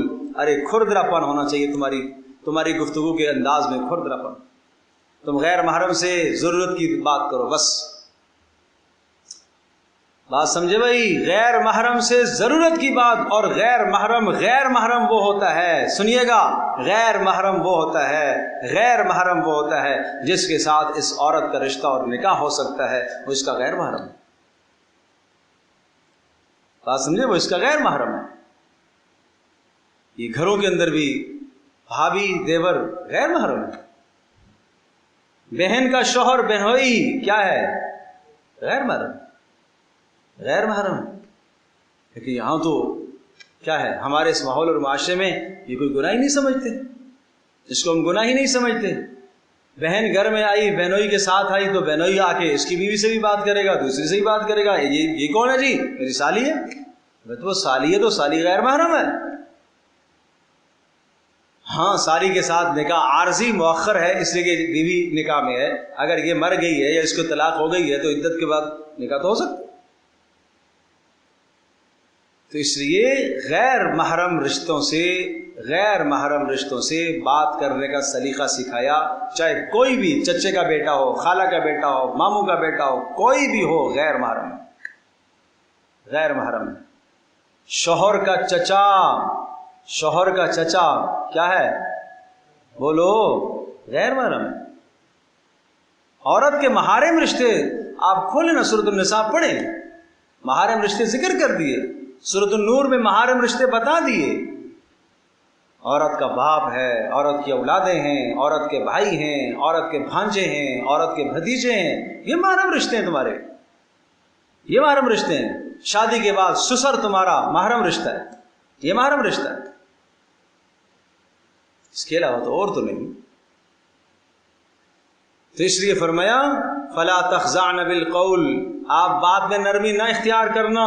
کیوں؟ نتیجہ یہ ہوگا فیطمع الذی فی قلبہ مرض، ورنہ جس کے دل میں بیماری ہے وہ طمع کرے گا. وقلن قولا معروفا، اور بالکل صاف سیدھی بات کرنا. حضرت تھانوی رحمۃ اللہ علیہ نے اس کا ترجمہ لکھا ہے روکھا پن، ایسی بات کرنا جس میں روکھا پن ہو، ایسی بات کرنا جس میں کیا ہو، سمجھو بھائی. جس کو آج کے زبان میں آپ کہیں تو لفٹ ہی نہیں کرا رہی ہے. یہی ہونا چاہیے، یہی ہونا چاہیے. یہی عورت کی عفت اور پاک دامنی ہے بھائی. سمجھو بھائی. بلا شدید ترین مجبوری کے اس کو کام پہ نہیں جانا چاہیے. یہ گھر کی زینت آگے آ رہا ہے، یہ گھر کی زینت ہے، اس کو نہیں نکلنا چاہیے. لیکن اگر نکلتی ہے، کہیں حاجت میں جاتی ہے، کام میں جاتی ہے، تو وہاں آفس میں بیٹھ کر اس سے بھی دائیں بھی بات بائیں بھی بات، دو کے بیچ وہ ظالم دنیا وہ بٹھاتے ہی اس کو دو کے بیچ میں، ادھر بھی بات ادھر بھی بات. کیا کریں جی؟ مجبوری ہے. یہ کون سی مجبوری ہے بھائی؟ ارے میرے عزیز، مجبوری اس کو کہتے ہیں جس کے بغیر چارہ کار نہیں ہے. مجبوری اس چیز کا نام ہے آپ اتنے بھوکے ہو گئے ہو، اگر 2 دن نہیں کھاؤ گے، 3 دن نہیں کھاؤ گے تو موت آ جائے گی. اس کو کہتے ہیں مجبوری. خواہش کا نام مجبوری نہیں ہے. شوہر کی آمدنی سے گزر بسر ہو رہی ہے، ضرورت پوری ہو رہی ہے، لیکن اب کیا کریں جی؟ یہ مجبوری، یہ کوئی مجبوری نہیں، یہ تمہاری خواہش ہے. خواہش اور مجبوری میں فرق سمجھو. اب اگلی بات سنیے گا، وَقَرْنَ فِي بُيُوتِكُنَّ، تمہیں اپنے گھروں میں رہنا چاہیے. گھر میں ماں کی ممتا گھر میں، یہ گھر کے اندر جو تمہاری ذمہ داری ہے ماں ہونے کی حیثیت سے، گھر میں رہ کر اپنی ذمہ داری کو پورا کر. بہن ہونے کی حیثیت سے تمہاری گھر میں جو ذمہ داری ہے، بیوی ہونے کی حیثیت سے، بیٹی ہونے کی حیثیت سے گھر میں جو تمہاری ذمہ داری ہے، اس ذمہ داری کو تو پورا کر. یہ تمہارا کام ہے. وَقَرْنَ فِي بُيُوتِكُنَّ، اپنے گھروں میں قرار پکڑی رہو، ٹھہر کر رہا کرو اپنے گھروں میں. ہر کام ذرا سے کام کے لیے باہر جا رہی ہوں، ہر شاپنگ کے لیے تو نہیں جانا ہے کیا؟ ارے بہت شدید کی مجبوری آ گئی تو چلو ٹھیک ہے جاؤ، نہیں تو چھوٹے موٹے کام تو مردوں سے کرواؤ بھائی. اور مرد بھی اس معاملے میں سست پڑ جاتے ہیں، اس لیے کہ وہ کہتی ہے نہیں اس کو خریدنا نہیں آتا. او اللہ کا بندہ، اس اللہ کے بندے نے اس کو اپنے نکاح میں لیا ہے، وہ لاکھوں کما کے لے کے آتا ہے، وہ ساری ضروریات پوری کرتا ہے، خریدنے کا اہل ہی نہیں رہا. فیل کر دیا اس نے، اس کو خرید تو سکتا ہی نہیں ہے. یہ کیا ہے؟ یہ اندر سے شیطان بولتا ہے. شیطان بولتا ہے بھائی تو خریدنے کے لیے چھوڑ اس کو، 1 دن چھوڑ دے، 2 دن چھوڑ دے، 4 دن چھوڑ دے، بالآخر صحیح خرید کے لائے گا. پیسہ تو وہ کماتا ہے، درد تو اس کو ہوگا کہ میں نے پیسہ کمایا میں صحیح خرچ کروں، تجھے تھوڑی درد ہوگا. یہ خواہش ایک الگ چیز ہے. میں ماؤں بہنوں سے ایک بات بڑے ادب سے کہوں گا، ایک گھر کے اندر جو چیز آپ کو اپنے گھر میں یاد ہے مجھے یہ چیز لینی ہے، یہ آپ کی ضرورت ہے، بازار میں دیکھ کر یاد آئی نا وہ خواہش ہے، یہ بھی میرے گھر میں ہونی چاہیے. یہ بھی ہونی چاہیے. پڑوسن کے پاس گئی نا, وہاں سے دیکھ کر یاد آیا یہ سیٹ بھی تو ہمارے پاس ہونا چاہیے, فرنیچر ایسا ہونا چاہیے ہمارے پاس. یہ تمہاری خواہش ہے, یہ خواہش ہے, یہ ضرورت نہیں ہے. یہ ازواج مطہرات کی زندگی اس لیے ذکر کی جا رہی ہے. کیوں اپنے آپ کو اس طرح سے لے کے جا رہی ہو؟ ضروریات پوری کرو, ضروریات پوری کرو. آسائشیں بھی اختیار کرنے کا کوئی حرج نہیں ہے, جواز ہے. آسائش بھی اختیار کرو, جواز ہے. رہائش اچھی اختیار کرو, جواز ہے. نمائش مت کرو, نمود و نمائش مت کرو. سمجھے نا؟ شادیوں پر, تقریبات میں عورتیں جو پہن کر جاتی ہیں, یہ کیا ہے؟ عفت اور پاک دامن عورت. میں 100% یہ کہوں گا, عفت دار, عزت دار, پاک دامن عورت وہ مرد کے لیے نہیں پہن کے جاتی ہے, وہ عورتوں کو دکھانے کے لیے پہن کے جاتی ہے. وہ عورتوں کو دکھانے کے لیے پہن کے جاتی ہے کہ پتہ تو چلے نا کہ اس کے پاس اتنا اتنا پیسہ ہے, اتنا اتنا مال ہے. یہ بھی تو شیطانی عمل ہے نا. اللہ اکبر. اس کو گھر کے اندر بن سنور کر اپنے شوہر کے لیے بن سنور کر رہنے کی اس کو اجازت نہیں, ثواب ہے, اجر ہے. اور باہر نکلے, اگر معطر ہو کر نکلے, خوشبودار ہو کر نکلے, فہیہ کذا و کذا, سخت لفظ کہیں, فہیہ کذا و کذا, فہیہ کذا و کذا, معنی یہ کہ فہیہ ثانیہ, زنا کی طرف دعوت دینے والی, سخت الفاظ. اور فرمایا جو معطر ہو کر نکلتی ہے گھر سے, خوشبودار ہو کر نکلے, فرمایا واپس آنے تک فرشتے اس پر لعنت کرتے رہتے ہیں. پاک نہیں ہوتی جب تک اس طرح سے غسل نہ کرے جیسے غسل جنابت کیا جاتا ہے. اس طرح سے جب تک غسل نہیں کرے گی وہ صاف نہیں ہوگی. کتنی سخت بات ہے. یہ کردار عورتوں کو سکھایا جا رہا ہے. یہ سورۃ الاحزاب میں کردار. بتاؤ آج یہ ہر معاشرے کی, ہر میری بچی اور بہن اور بیٹی کی ضرورت ہے کہ نہیں؟ ہم جہاں تعلیم کے لیے اپنی نسلوں کو بھیجتے ہیں, بچیوں کو بھیجتے ہیں, وہاں کیا ہے؟ عقائد تباہ, اعمال تباہ, عفت اور پاک دامنی تباہ. کس چیز کو آدمی روئے, کس چیز کی آدمی بات کرے؟ اندازہ کیجئے قرآن. وَقَرْنَ فِي بُيُوتِكُنَّ, اپنے گھروں میں ٹکی رہا کرو. وَلَا تَبَرَّجْنَ تَبَرُّجَ الْجَاهِلِيَّةِ الْأُولَىٰ. واہ قرآن, قربان جاؤں پیارے پیغمبر صلی اللہ علیہ وسلم پر, کیا خوبصورت کلام لے کر آئے. وَلَا تَبَرَّجْنَ تَبَرُّجَ الْجَاهِلِيَّةِ الْأُولَىٰ. ارے بناؤ سنگار نہ کرنا جیسے جاہلیت کا بناؤ سنگار ہوتا ہے. جاہلیت کا بناؤ سنگار کون سا ہوتا ہے؟ یہ پڑھی لکھی ہے, یہ اعلیٰ ڈگری والی خاتون ہے, یہ امریکہ سے پڑھ کے آئی ہے, یہ جناب لندن سے پڑھ کے آئی ہے, بہت اعلیٰ ڈگری ہے, لیکن اگر یہ زندگی اپنی خواہش کے مطابق قرآن و سنت سے ہٹ کر گزار رہی ہے تو یہ جاہلیت کی زندگی گزار رہی ہے. یہ جاہلیت, آپ کا کیا خیال ہے؟ جاہلیت کا لفظ جب آتا ہے تو صرف وہ مشرکین عرب کی جہالت مراد ہے؟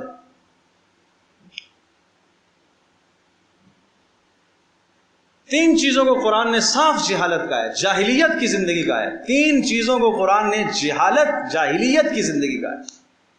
عورت کا بغیر پردے اور بغیر حجاب کے باہر نکلنا, اور اگر حجاب کے ساتھ نکلتی ہے تو حجاب اس کا پردہ معطر خوشبو کے ساتھ ہو, آراستہ و پیراستہ ہو کر, تاکہ مردوں کی نگاہ کا وہ مرکز بنے. اس طرح سے اگر نکلتی ہے تو وہ جاہلیت کی زندگی گزار رہی ہے. نمبر 2, افا حکم الجاہلیت یبغون, اللہ اور اس کے رسول کے قانون کے علاوہ کوئی اور قانون چاہنا, یہ جاہلیت کی زندگی. اذ جعل الذین کفروا فی قلوبہم الحمیۃ حمیۃ الجاہلیت الاولیٰ. تعصب, خاندانی تعصب, خاندانی برتری, میں اس خاندان سے ہوں اور اس کو باعث فخر سمجھے, یہ جاہلیت کی زندگی گزار رہا ہے. یہ کیا کر رہا ہے؟ جاہلیت کی زندگی. اس کا ایک حدیث سے بخاری شریف کی روایت ہے. سبحان اللہ, نکل گئی بات زبان سے. ابو ذر غفاری رضی اللہ تعالی عنہ ایک مرتبہ بلال رضی اللہ تعالی عنہ سے کہہ دیا, یبن السوداء, کالی کے بیٹے. حقیقت تو ہے نا, حبشہ کے رہنے والے تھے, اور ظاہر سی بات ہے کہ وہاں کے رہنے والے شکل کے کیا ہیں؟ کالے تو ہیں, تو یقیناً ماں کا رنگ بھی کیا ہوگا؟ کالا ہوگا. حقیقت تو ہے نا, لیکن عار ہے. کیا چیز ہے؟ طنز ہے, عار ہے. رسول اللہ صلی اللہ علیہ وسلم کی خدمت میں آئے بلال, کہا مجھے ابو ذر نے یہ کہا. رسول پاک صلی اللہ علیہ وسلم نے ابو ذر رضی اللہ تعالی سے کہا انک امرؤ فیک جاہلیہ، تو ایسا آدمی ہے کہ تیرے اندر جاہلیت کی بو آ رہی ہے. اور قربان جاؤں یہ میں سمجھتا ہوں، میں عرض کیا کرتا ہوں، ایسے مسائل صحابہ سے اللہ تبارک و تعالیٰ نے صادر کروائے ہیں تاکہ امت کے لیے نمونہ بنے. اب اس کے بعد غلطی تو ہو گئی، اس کے بعد ابو ذر رضی اللہ تعالیٰ نے لیٹ کے بلال کے راستے پر اس وقت تک نہیں اٹھوں گا اللہ کی قسم جب تک بلال میرے رخسار پر پاؤں نہیں رکھے گا. میں نے کیوں کہا میں نے؟ آج میرے جیسا کوئی ہوتا ہم کہتے ہیں ہاں کالا تو ہے نا، آخر کالا تو ہے، میں نے کوئی غلط کہا ہے؟ ہم 10 دلائل لے آتے طنز کر کے، طعنہ کر کے، اگلے کے دل کو چور کر کے، زخمی کر کے دلائل لے آتے ہیں. اور یہ طعنے آج گھر کے اندر نہیں چلتے، شوہر بیوی کو، بیوی شوہر کو. یہ سب جاہلیت کی زندگی ہے. قرآن کی زندگی پر آؤ. وَلَا تَبَرَّجْنَ تَبَرُّجَ الْجَاهِلِيَّةِ الْأُولَىٰ، اور تبرج نہ کرو، بے حجاب ہو کر باہر نہ نکلو، یہ جاہلیت کی زندگی ہے. یا با حجاب ہو کر نکلی ہو لیکن اتنی بناؤ سنگار کرو اور تمہارا برقع اس طرح سے ہو کہ وہ دور سے نظر کا مرکز بن جائے، لوگوں کی نظر کا خوشبو تم لگا کر نکلو کہ جہاں سے گزرو متوجہ ہو جائیں لوگ. یہ جاہلیت کی زندگی ہے. وَأَقِمْنَا الصَّلَاةَ وَآتِينَا الزَّكَاةَ، اور تمہیں گھروں کے اندر کیا کرنا ہے؟ نماز کو قائم کرنا ہے، یہ تمہارا کام ہے.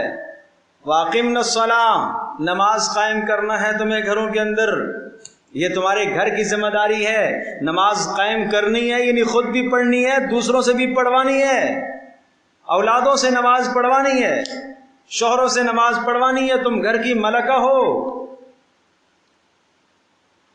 تم گھر کی سربراہ ہو نا. الا ان المرأة مسئولۃ فی بیت زوجها، فرمایا خبردار، عورت اپنے شوہر کے گھر میں مسئول ہے، اس سے پوچھا جائے گا، اس سے سوال پوچھا جائے گا تو نے نسلوں کی کیا تربیت کی ہے. جو کام تربیت کا تھا، اس نے بچہ صبح اٹھا، نہ اس اللہ کی بندی نے اسے اٹھنے کی دعا پڑھائی، نہ اس اللہ کی بندی نے اسے نماز کی تلقین کی، نہ اس نے اللہ کا نام اسے سکھایا سمجھایا. اٹھایا اور گاڑی میں ڈالا، پہنچ گیا اسکول، واپس آیا اور جناب اس کا یونیفارم اتارا اور تھوڑی دیر کے بعد کھلایا پلایا، پھر ٹیوشن بھیج دیا. یہ فارغ ہو گئی. شام کو بچہ ہارا تھکا ہوا آیا، لیٹ گیا. اس نسل کی تربیت کون کرے گا؟ تعلیمی اداروں سے جو بچہ غلط اثر لے کر آیا ہے، اس کا عقیدہ جو خراب ہوا ہے، اس کی سوچ جو خراب کی ہے اس تعلیمی ادارے نے، آپ کیا کہیں گے کہ وہاں رسول اللہ صلی اللہ علیہ وسلم کی محبت ڈالی گئی، اس کے دل میں اللہ کی محبت ڈالی گئی، ماں باپ کا ادب و احترام ڈالا گیا، آخرت کا خوف ڈالا گیا، امانت اور دیانت اس بچے کے دل میں ڈالی گئی؟ نہیں ڈالی گئی. اور وہاں تو دہریہ بنانے کی سوچ ہوتی ہے. جو وہ غلط جراثیم لے کے آیا ہے، یہ غلط جراثیم پاک کرنا، صاف کرنا کس کا کام ہے؟ اس ماں کا کام. یہ گھر کی ذمہ داری ہے اس کی. جیسے خدا نہ خواستہ آتے ہیں راستے میں بچے کے ساتھ گندگی غلاظت لگ جائے، کسی گٹر میں گر گیا بچہ، گندے نالے میں گر گیا، گھر آئے گا آپ دھوئیں گی، اس کو صاف ستھرا کریں گی، اس لیے کہ غلاظت ہے. اسی طرح سے ذہنی غلاظت جو باہر سے لے کے آیا ہے، مخلوط ماحول میں رہ کے آیا ہے، اس غلاظت کے اثرات آپ کا بچہ اور آپ کی بچی جو لے کے آئی ہے، اس غلاظت کے اثرات کو پاک کرنا یہ آپ کی ذمہ داری ہے. یہ ہے اقیمنا الصلاۃ، نماز قائم کرنا. اس لیے نماز تمام کی تمام برائیوں سے روکے گی. نماز کی پابندی کروانا اپنے گھروں میں. وآتینا الزکاۃ، زکوٰۃ دیتی رہنا، وہ بھی سارا کا. یہ دیکھو یہ جگہ ہے جہاں براہ راست عورت کو خطاب ہے، زکوٰۃ دیتی رہنا. سمجھے بھائی؟ یہاں زکوٰۃ بھی بیچارہ شوہر ہی دے گا، یہ تو جمع کر کے رکھتی رہے گی. سمجھے بھائی؟ وآتینا الزکاۃ، زکوٰۃ دیتی رہنا. خود نکالو اپنے مال سے زکوٰۃ، خود نکالو، خود اپنے مال سے قربانی دو، خود صدقہ دو. اور وَأَطِعْنَ اللَّهَ وَرَسُولَهُ، اور اللہ اور اس کے رسول کی اطاعت کرو. اللہ اکبر. یہ احکام ہیں. اس کے بعد سنیے گا کیا خوب بات ہے. انما یرید اللہ، اللہ کا ارادہ، جب یہ احکام کی پابندی آپ کریں گی، ان تمام احکام کی، اے نبی کی بیویوں، ہیں کیا ہوگا؟ لِيُذْهِبَ عَنْكُمُ الرِّجْسَ أَهْلَ الْبَيْتِ، اللہ تبارک و تعالی تم سے ناپاکیوں کو، گناہوں کی آلودگیوں کو اور گندگیوں کو دور کرنا چاہتا ہے۔ اہل البیت، اے گھر والیوں، اے کون؟ گھر والیوں۔ یہ بیان کس کا چل رہا ہے؟ ازواج مطہرات۔ اہل بیت کون ہیں؟ رسول اللہ کی گھر والیوں۔ اہل بیت کون ہیں؟ رسول اللہ کی گھر والیوں۔ وَيُطَهِّرَكُمْ تَطْهِيرًا، اور اللہ پاک تمہیں پاک کرنا چاہتا ہے، اللہ پاک تمہیں پاکیزہ کرنا چاہتا ہے، گناہوں سے صاف کرنا چاہتا ہے، اور اسی طرح سے باہر کے گندے جراثیم سے اللہ پاک تمہیں پاک اور صاف رکھنا چاہتا ہے، عمل کے اعتبار سے، اخلاق کے اعتبار سے، علم کے اعتبار سے، ہر اعتبار سے اللہ تمہیں صاف ستھرا دکھنا چاہتا ہے، تمہیں ایک نمونہ اللہ بنانا چاہتا ہے۔ یہ نبی کی بیویوں کو خطاب، اہل بیت۔ جب یہ آیت نازل ہوئی، رسول اکرم صلی اللہ تعالی علیہ وسلم نے حضرت علی، حضرت فاطمہ، حضرت حسن، حضرت حسین رضی اللہ عنہم اجمعین، ان چاروں کو لیا اور خود بھی ہوئے، ایک چادر اوپر ڈالی اور یہ ارشاد فرمایا، اللہم ہؤلاء اہل بیتی وطہرہم تطہیرا، اے اللہ یہ بھی میرے گھر والے ہیں، اے اللہ جو فضیلت میری بیویوں کو ہے، اے اللہ وہ فضیلت انہیں بھی عطا فرما۔ حضرت زینب آئی کہ اللہ کے رسول مجھے بھی چادر میں شامل کر دیجئے، آپ نے فرمایا انتی علی الخیر، تم تو خیر پر ہوئی، یعنی تمہیں یہ فضیلت حاصل ہے، ان کو میں شامل کرنا چاہ رہا ہوں، لہٰذا یہ بھی میرے اہل بیت ہیں۔ غلطی لگ گئی ہے روافض کو کہ بھائی صرف اہل بیت یہی 5 ہیں، رسول اللہ صلی اللہ علیہ وسلم، حضرت علی رضی اللہ تعالیٰ عنہ، حسن رضی اللہ تعالیٰ عنہ، حسین رضی اللہ تعالیٰ عنہ، فاطمہ رضی اللہ تعالیٰ عنہا، بس یہ ہیں 5 تن پاک، 5 تن پاک۔ وہ جو پنجہ لگتا ہے نا وہ یہی ہے، وہ اسی غلط نظریے کی طرف اشارہ ہے، جبکہ بالکل غلط بات، بالکل غلط بات۔ اہل بیت کا اصل مصداق کون ہے؟ ازواج مطہرات، ازواج مطہرات۔ بس یہاں ایک تھوڑی سی بات، ایک علمی بحث آتی ہے کہ یہ لفظوں پر آپ غور کیجئے گا کہ انما یرید اللہ لیذھب عنکم الرجس اہل البیت ویطہرکم تطہیرا، اصل میں پچھلے جو ضمائر ہیں وہ کن ہے، بس یہ لفظ ہے کہ مرد کے لیے جمع مذکر حاضر کے لیے لفظ کم آتا ہے، اور عورتیں اگر ساری سامنے ہو تو ان کے لیے کن آتا ہے، نہیں سمجھے؟ انکم تم سب مرد، ان کننا تم سب عورتیں۔ کننا کس کے لیے آتا ہے؟ عورتوں کے لیے۔ تننا کننا، یہ 2 لفظ کس کے لیے آتے ہیں؟ عورتوں کے لیے۔ اور تم مرد کے، ضرب تم، قتل تم، ہیں یہ کس کے لیے آتا ہے؟ صلیتم، سب تم سب مردوں کے لیے۔ تو یہاں پر جو لفظ ہے نا، یہ لفظ ہے، اللہ آپ کا بھلا کرے، انما یرید اللہ لیذھب عنکم، تو اعتراض یہ لوگوں نے کیا کہ اگر ازواج مطہرات ہوتی تو عنکن نہ کہا جاتا، عنکم نہ کہا جاتا، یہ مردوں کا لفظ ہے، لہٰذا اس مرد سے مراد حسن، حسین، علی، رسول اللہ صلی اللہ علیہ وسلم ہیں، یہ مرد مراد ہیں۔ وَيُطَهِّرَكُمْ کہا، کننا نہیں کہا، کننا نہیں کہا، کم کہا، تو اس سے پتہ چلتا ہے کہ صرف یہی 5 مراد ہیں۔ ارے بھائی یہ کم کا جو لفظ استعمال ہوتا ہے، یہ لفظ اہل کی رعایت کی وجہ سے ضمیر مذکر کی استعمال کی۔ اہل، جب آپ کسی کی شادی ہوئی نا، اپنے دوست کی شادی ہوئی، دعوت کرتے ہیں، ٹھیک ہے جی، تو آپ نے دوست سے کہا کہ بھائی گھر والوں کو بھی ساتھ لانا، حالانکہ ایک ہی ہے بیچاری، ابھی نہیں سمجھے؟ یہ تو نہیں کہتے نا کہ گھر والی کو بھی ساتھ لے کے آنا، کیا کہتے ہیں؟ گھر والوں۔ یہ ادب ہے، یہ کیا ہے؟ یہ ادب ہے۔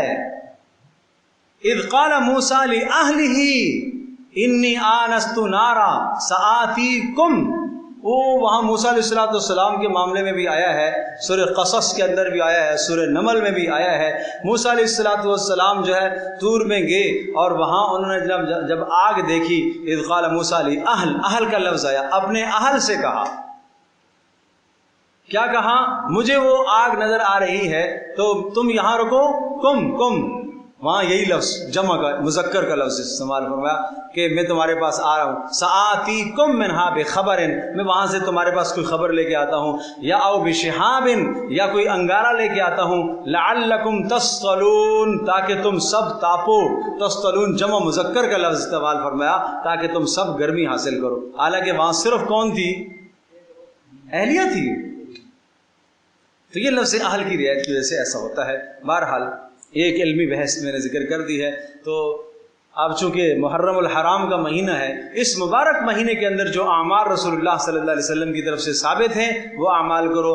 9 کا روزہ، 10 کا روزہ، یا 10 کا اور 11 کا روزہ، یہ اب الاسلام کا عمل ہے۔ بس سمجھو بھائی، پتہ چلا مدینہ منورہ میں آپ آئے، روزہ رکھ رہے تھے، مکہ میں بھی آپ نے عاشورہ کا روزہ رکھا، مدینہ میں بھی پھر روزہ رکھا، یہود رکھ رہے تھے، ارے یہ یہود کیوں روزہ رکھ رہے؟ پتہ چلا کہ موسیٰ علیہ السلام اس دن جو ہے فرعون کے لشکر سے ان کو نجات ملی تھی، شکرانے کے طور پر یہود روزہ رکھ رہے ہیں۔ آپ نے فرمایا ہم زیادہ موسیٰ علیہ السلام کے قریب ہیں، ہم رکھیں گے، لہذا تم روزہ رکھو۔ کچھ دنوں کے بعد، کچھ وقت کے بعد یہودی کہنے لگے یہ نبی آہستہ آہستہ ہمارے دین پر آ رہا ہے، دیکھو یوم عاشورہ کا روزہ ہم رکھتے ہیں، انہوں نے بھی رکھنا شروع کر دیا۔ اللہ کے نبی صلی اللہ علیہ وسلم کو صحابہ نے کہا اللہ کے رسول آپ تو یہود کی مخالفت کرتے ہیں، اب روزہ وہ بھی رکھتے ہیں، اور آپ نے بھی کہا، آپ نے فرمایا آئندہ سال میں زندہ رہا تو میں اس 10 محرم کے روزے کے ساتھ 9 کا بھی ملاؤں گا یا 11 کا ملاؤں گا، ایک روزہ اور رکھوں گا تاکہ یہود کی کیا ہو جائے؟ مخالفت ہو جائے۔ کس میں؟ عبادت میں یہود کی شباہت جائز نہیں ہے۔ اللہ کے نبی نے تمنا فرمائی، لیکن اللہ کے نبی آئندہ سال زندہ نہیں رہے، دنیا سے رخصت ہو گئے، آپ چلے گئے۔ صحابہ نے پھر ہمیشہ معمول بنا لیا، اللہ کے نبی کی تمنا تھی 9 یا 10 کا روزہ، یا 10 یا 11 کا روزہ، لہذا معمول بنا لیا۔ ٹھیک ہے؟ اور آج جب محرم کا مہینہ آتا ہے تو ہمارے اچھے خاصے دیندار گھرانے شباہت اختیار کرتے ہیں غیروں کی، کپڑے بھی کالے، جوتے بھی کالے، کیوں بھائی؟ ہمارا کیا کام ہے ایسے؟ اس لیے فقہاء نے لکھا کہ محرم کے مہینے میں کالے کپڑے نہیں پہنے چاہیے، چونکہ روافظ کے ساتھ تشبہ ہے، شباہت ہے روافظ کے ساتھ، کالے کپڑے نہیں پہننے چاہیے، نہ بچوں کو پہناؤ، نہ خود پہنو، نہ کالا موزہ پہنو، بالکل دور رہو ان چیزوں سے، سفید لباس اختیار کرو۔ ٹھیک ہے، باقی پورے سال میں جائز ہے، محرم میں اجتناب کرو۔ اور حضرت حسین رضی اللہ تعالیٰ عنہ جو کربلا میں شہید ہوئے، کربلا میں حضرت حسین کی شہادت جو ہوتی ہے، حضرت حسین پیاس کی حالت میں تھے، ارے حسین کے ساتھ اتباع کرنی ہے تو روزہ رکھ کر اتباع ہوگی نا، سبیلے لگا کر تو نہیں اتباع ہوگی بھائی۔ حسین رضی اللہ تعالیٰ کی اتباع کرنی ہے تو اتباع کیسے ہوگی؟ روزہ رکھ کر ہوگی، حلیم کھا کر تو نہیں ہوگی۔ ہمارے اچھے خاصے گھرانوں میں بھی یہ رواج چل پڑا ہے کہ حلیم سارے گلی میں جوان چندہ کر کے، ادھر سے بھی چندہ پکڑا، ادھر سے بھی چندہ پکڑا، ادھر سے بھی ارے اللہ کے بندو، یہ لینا جائز ہے؟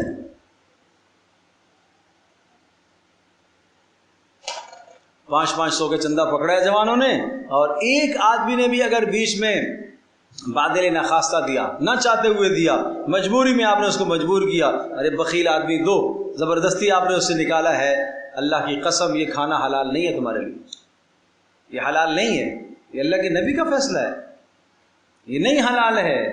پھر ایسے کھانے گھر میں آئے مت کھاؤ، نہیں کھاؤ، یہ حسین رضی اللہ تعالیٰ کے نام کی نیاز نہیں کھاؤ، اس کو اللہ کے نام کی نیاز ہوتی ہے، اللہ کے نام کی ہوتی ہے، تو ان چیزوں سے اپنے آپ کو بچاؤ۔ یہ ہو گئی بات ضمن میں ذکر کر دی ہے۔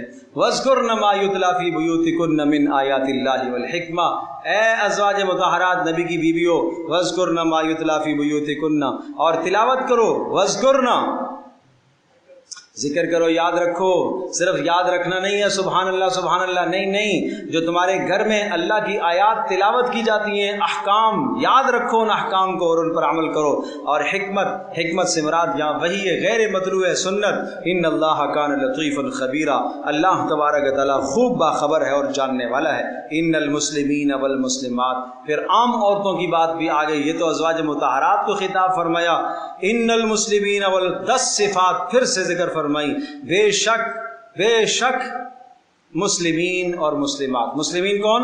سر سے لے کر پیر تک اسلام میں سجے ہوئے مرد اور اسلام میں سجی ہوئی عورتیں، والمؤمنین والمؤمنات، اور مکمل دل میں اللہ کی ذات عالی پر بھروسہ رکھنے والے مرد اور بھروسہ رکھنے والی عورتیں، والقانتین والقانتات، اور اسی طرح سے اللہ کی اطاعت کرنے والے مرد اور اطاعت کرنے والی عورتیں، والصادقین والصادقات، اور سچ بولنے والے مرد اور سچ بولنے والی عورتیں۔ اس سچ سے مراد صرف زبان کا سچ نہیں ہے، دل کا سچ، عمل کا سچ، زبان کا سچ، تینوں۔ والصابرین والصابرات، اور تنگ دستیوں پر صبر کرنے والے مرد اور تنگ دستیوں پر صبر کرنے والی عورتیں، مصائب پر صبر کرنے والے مرد اور مصائب پر صبر کرنے والی عورتیں۔ والخاشعین والخاشعات، عاجزی اور تواضع اختیار کرنے والے مرد اور تواضع اور عاجزی اختیار کرنے والی عورتیں۔ والمتصدقین والمتصدقات، اور خوب خوب صدقہ، متصدق مبالغہ ہے اس میں، خوب صدقہ کرنے والے مرد اور خوب صدقہ کرنے والی عورتیں۔ والصائمین والصائمات، اور روزہ رکھنے والے مرد اور روزہ رکھنے والی عورتیں، نفلی روزہ، فرضی روزہ۔ والحافظین فروجہم والحافظات، ہائے ہائے ہائے، قرآن کا انداز دیکھیے، قرآن کا انداز دیکھیے۔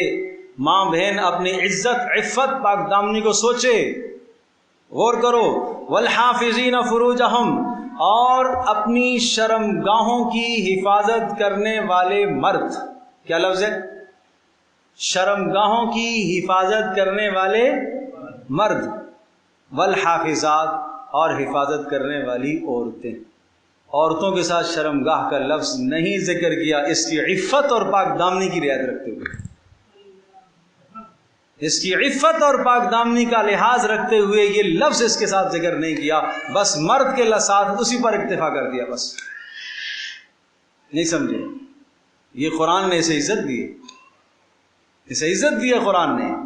والحافظین فروجہم، اور اپنی شرمگاہوں کی حفاظت کرنے والے مرد، والحافظات، بس، اور حفاظت کرنے والی عورتیں۔ سمجھ جاؤ کس چیز کی حفاظت کرنے والی؟ جو پیچھے ذکر ہوا، بس اس کا نام یہاں عورت کے ساتھ ذکر نہیں کیا۔ والذاکرین اللہ کثیرا والذاکرات، اور خوب کثرت سے اللہ اکبر، اللہ اکبر، یہ نقطے یاد رکھو۔ والذاکرین اللہ کثیرا، اور بہت کثرت سے اللہ کو یاد کرنے والے مرد۔ والذاکرات، اور یاد کرنے والی عورتیں۔ عورتوں کے ساتھ کثرت پھر نہیں کہا، نہیں سمجھے؟ کثرت سے اللہ کو یاد کرنے والے مرد، اور یاد کرنے والی کثرت سے نہیں۔ کیوں؟ مہینے کے چند دن تو بیچاری نہیں نماز پڑھ سکتی، نہیں سمجھے؟ ہر مہینے کے کچھ ایام نماز نہیں پڑھ سکتی، سال کی ولادت جب ہوتی ہے نماز نہیں پڑھ سکتی، اس زمانے میں کیسے ذکر کرے گی؟ لہذا وہ کثرت سے نہیں کر سکے گی، یہ اللہ نے اسے رخصت دی ہے، رعایت دی ہے۔ سمجھو اللہ کے قرآن کو، اس کلام کو سمجھو۔ اللہ اکبر، یہ 10 خوبیاں جس میں ہوں گی، چاہے مرد ہو چاہے عورت ہو۔ اعد اللہ لہم مغفرۃ واجرا عظیما، اللہ تبارک تعالیٰ نے وعدہ کر رکھا ہے، اعد اللہ، اللہ نے تیار کر کے رکھا ہے ان کے لیے مغفرت اور اجر عظیم کا وعدہ۔ اللہ نے جس کو تیار کیا ہو وہ کتنا بڑا ہوگا، وہ کتنا بڑا ہوگا۔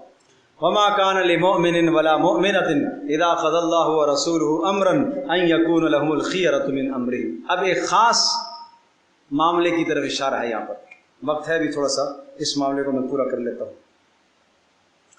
قصہ یہ ہوا کہ پیچھے یاد ہوگا سورہ احزاب کے شروع میں ہم نے کیا کہا تھا کہ جاہلیت کی رسومات جو تھی ان رسومات کا خاتمہ کرنا تھا، اور ان رسومات میں سے ایک رسم یہ بھی تھی کہ متبنہ منہ بولا بیٹا، اس کو لوگ حقیقی بیٹے کی طرح سمجھتے تھے، لہٰذا منہ بولا بیٹا اگر اپنی بیوی کو طلاق دے دیتا تو جس شخص نے اس کو متبنہ قرار دیا ہے، اپنے لیے منہ بولا بیٹا قرار دیا ہے، وہ آدمی اس سے نکاح نہیں کرتا تھا، اس کو اپنی حقیقی بہو کی طرح سمجھتا تھا، جیسے کہ حقیقی بیٹے کی بیوی ہوتی ہے وہی تصور کیا جاتا تھا۔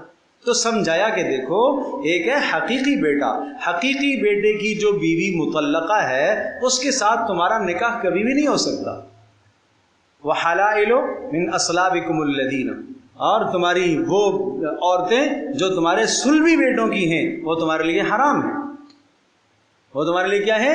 حرام ہے۔ لیکن جو متبنہ ہے تمہارا، اول تو متبنہ کا تصور نہیں ہے، اور جو تمہارا متبنہ اور منہ بولا بیٹا ہے، اگر وہ اپنی بیوی کو طلاق دے دیتا ہے تو اس عورت سے تم کیا نکاح کر سکتے ہو۔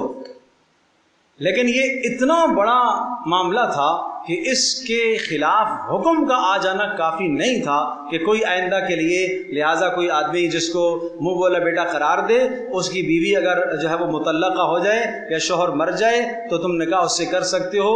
صرف اتنا کافی نہیں، رسول اللہ صلی اللہ علیہ وسلم کے عمل سے عمل کرا کے دکھائے۔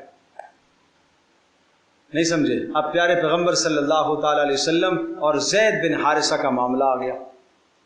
زید بن حارثہ، زید رضی اللہ تعالی عنہ، یہ چونکہ یہاں کے نہیں تھے، باہر سے آئے تھے، بچپن میں اپنے خاندان سے بچھڑ گئے تھے۔ والدہ ان کو ایک مرتبہ لے کے جا رہی تھی، میکے جا رہی تھی، اور راستے میں ایک قبیلے نے حملہ کر لیا تو ان کو گرفتار کر لیا، اور بھی شخص گرفتار ہوئے، اور پھر انہوں نے لا کر ان کو عکاظ کے بازار میں بیچ دیا غلام کر کے، اور غلام کر کے بیچا زید، بات سمجھ میں آ گئی نا؟ زید ان کو غلام کر کے بیچ دیا، اور وہاں سے خریدار تھے حضرت حکیم بن حزام، یہ مکہ کے سرداروں میں سے تھے، انہوں نے خرید لیا تو کچھ وقت کے بعد انہوں نے اپنی پھوپھی حضرت خدیجہ رضی اللہ تعالیٰ عنہ کو دے دیا۔ حضرت خدیجہ ان کی پھوپھی تھی، حزام کی، ٹھیک ہے نا، حکیم بن حزام کی پھوپھی تھی، تو اب خدیجہ کو دے دیا۔ تو خدیجہ رضی اللہ تعالیٰ عنہ کا جب نکاح رسول اللہ صلی اللہ علیہ وسلم کے ساتھ ہوا تو یہ ساتھ آگے، اب یہ آپ علیہ السلام کی خدمت میں رہنے لگے، اور پھر ان کے والد اور چچا کو پتہ چلا کہ ہمارا بچہ زید جو ہے مکہ میں کسی کے پاس ہے۔ یہ نبوت سے پہلے کی بات، ابھی آپ علیہ السلام کو نبوت نہیں ملی۔ وہ آئے، کہا کہ ہمارا بچہ ہے، ہمیں دے دو، اور بڑے پیسے لے کے آئے تھے کہ یہ سنا آپ کے پاس ہے۔ تو حضرت زید کو آپ نے بلایا، 15 سال کی عمر ہو گئی تھی زید کی، تو آپ نے فرمایا یہ کون ہے؟ کہا یہ میرے والد ہیں۔ یہ کون ہے؟ یہ میرے چچا ہیں۔ بھئی یہ تمہیں لینے کے لیے آئے ہیں، آپ جانا چاہتے ہو؟ کہا نہیں میں نہیں جانا چاہتا۔ چچا نے کہا، ابا نے کہا، ارے یہ زید تم غلامی کو ترجیح دے رہے ہو آزادی پر؟ کہا اس غلامی میں جو مجھے عزتیں ملی ہیں نا، وہ اس آزادی میں مجھے نہیں مل سکتی۔ یہاں جو مجھے مل رہا ہے، جو ان کی طرف سے مل رہا ہے، وہ وہاں نہیں مل سکتا۔ لہٰذا زید رضی اللہ تعالیٰ عنہ نے اللہ کے رسول کے پاس رہنا ہی اختیار کیا۔ تو آپ علیہ السلام نے ان سے کہا ٹھیک ہے، اگر یہ جانا چاہے تو میری طرف سے کچھ نہیں ہے، میں بلا پیسے اس کو تمہیں دے دیتا ہوں، لے جاؤ، لیکن اگر یہ خود رہنا چاہے تو میں مجبور نہیں کروں گا اس کو۔ انہوں نے کہا بہت عدل کی بات آپ نے کی ہے، بہت انصاف کی بات آپ نے کی، لیکن زید نے یہاں رہنا پسند فرمایا۔ تو اس طرح سے پھر آپ نے زید کو اپنا متبنہ بنا لیا، تو لوگ زید بن محمد کہنے لگے، ٹھیک ہے جی۔ اب پھر مدنی دور کے اندر پھر زید کے نکاح کی جب بات آئی، زید کی نکاح کی بات آئی، جب زید رضی اللہ تعالیٰ کے نکاح کی بات آئی تو نکاح کے لیے آپ علیہ السلام نے انتخاب فرمایا، رشتے کا انتخاب فرمایا اپنی پھوپھی کی بیٹی سے، زینب بنت جحش رضی اللہ تعالی عنہ۔ آپ کی ایک پھوپھی تھی امیمہ بنت عبد المطلب، آپ کی پھوپھی تھی، ان کی بیٹی تھی یہ زینب، اور ایک بھائی تھے ان کے عبداللہ بن جحش رضی اللہ تعالیٰ عنہ۔ آپ نے پیغام بھیجا زید کے لیے نکاح کا، تو انہوں نے سمجھا شاید رسول اللہ اپنے لیے چاہ رہے ہیں، تو انہوں نے کہا قبول ہے، لیکن پتہ چلا کہ نہیں، زید کے لیے جو آپ کے متبنہ تھے جن کو غلام کہا جاتا ہے، تو انہوں نے کہا نہیں ہمیں یہ پسند نہیں، ہمیں رشتہ پسند نہیں، خاندانی موافقت مناسبت نہیں ہے، اس لیے ہمیں پسند نہیں۔ لیکن اس کے بعد کہا کہ دیکھو اللہ کا یہ فیصلہ ہے اور اللہ کے رسول کا یہ فیصلہ ہے، اس فیصلے کو تمہیں ماننا پڑے گا۔ پھر ان دونوں نے کہا اچھا اگر اللہ اور اس کے رسول کا فیصلہ ہے تو ہمیں بغیر کسی چون چراں کے ہمیں فیصلہ تسلیم، ہمیں یہ فیصلہ کیا ہے؟ تسلیم ہے۔ چونکہ اللہ کے فیصلے میں اور اللہ کی تقدیر میں یہ تھا کہ زید کا نکاح ہوگا کس کے ساتھ؟ زینب کے ساتھ، ٹھیک ہے، اور اس کے بعد طلاق ہو جائے گی، اور طلاق ہونے کے بعد عدت گزرنے کے بعد رسول اللہ صلی اللہ علیہ وسلم نکاح فرمائیں گے تو وہ رسم ٹوٹے گی۔ نہیں سمجھے؟ وہ رسم کیا ہوگی؟ ٹوٹے گی، یہ ہے بات۔ تو اس کے لیے یہ ساری ترتیب بنائی گئی، ٹھیک ہے۔ اب دیکھیں وما کان لمؤمن ولا مؤمنۃ، اور فرمایا کہ زیب نہیں دیتا کسی مسلمان مرد اور عورت کے لیے اذا قضى اللہ ورسولہ امرا، جب اللہ اور اس کے رسول کا کوئی فیصلہ حکم آ جائے وجوبی طور پر، ان یکون لهم الخیرہ، کہ اس میں وہ اپنا اختیار چلائیں اپنی جانب سے، ومن یعص اللہ ورسولہ، اور سنو جو اللہ اور اس کے رسول کی نافرمانی کرے گا، فقد ضل ضلالا مبینا، وہ کھلی گمراہی میں صاف گمراہی میں جا کے پڑا۔ وَإِذْ تَقُولُ لِلَّذِي أَنْعَمَ اللَّهُ، اور نکاح ہو گیا کس کے ساتھ؟ زینب کا نکاح زید کے ساتھ ہو گیا۔ اب کچھ وقت کے بعد، چونکہ میں نے عرض کیا کہ تقدیر کا فیصلہ تو تھا کہ ایسا ہونا ہے، سمجھے تھے نا؟ کیوں ایسا ہونا ہے؟ اس لیے کہ اس رسم کا خاتمہ کرنا ہے۔ اب جب پتہ چلا کہ رسول پاک صلی اللہ علیہ وسلم کو اطلاع ہوئی کہ زید کچھ طلاق دینے کا ارادہ کرتے ہیں، لیکن چونکہ یہ اللہ کے نبی کو پہلے سے غیب کا علم تو نہیں تھا کہ ایسا ہوگا اور پھر میرے نکاح میں آئے گی، اور اللہ کا ارادہ اور اللہ کی منشا یہ ہے، اللہ کا منشا، اللہ کا جو ارادہ، اللہ کی منشا وہ اللہ ہی جانتا۔ اللہ پاک وقت سے پہلے کسی بات کو تو ظاہر نہیں کرتا۔ تو رسول پاک صلی اللہ علیہ وسلم زید کو منع کر رہے ہیں، سمجھا رہے ہیں کہ نہیں بیٹا، نہیں طلاق دینے کی نہیں ہے، نہیں طلاق دینا نہیں۔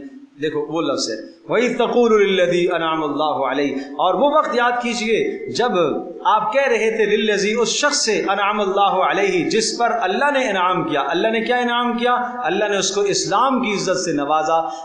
چار افراد، ابوبکر صدیق رضی اللہ تعالیٰ عنہ، علی رضی اللہ تعالیٰ عنہ، خدیجہ رضی اللہ تعالیٰ عنہ، زید بن حارثہ رضی اللہ تعالیٰ عنہ، سب سے پہلے مسلمان ہونے والے یہ لوگ ہیں جنہوں نے سب سے پہلے نبوت کی تصدیق کی تھی بغیر کسی دلیل کے۔ وَأَنْعَمْتَ عَلَيْهِ، اور اے نبی آپ نے بھی ان پر انعام کیا۔ آپ نے کیا انعام کیا؟ آپ نے اخلاق سکھائے، آپ نے تربیت کی، آپ نے ان کو آزاد کیا، آپ نے ان کے نکاح کا انتظام کیا۔ آپ کیا کہہ رہے تھے؟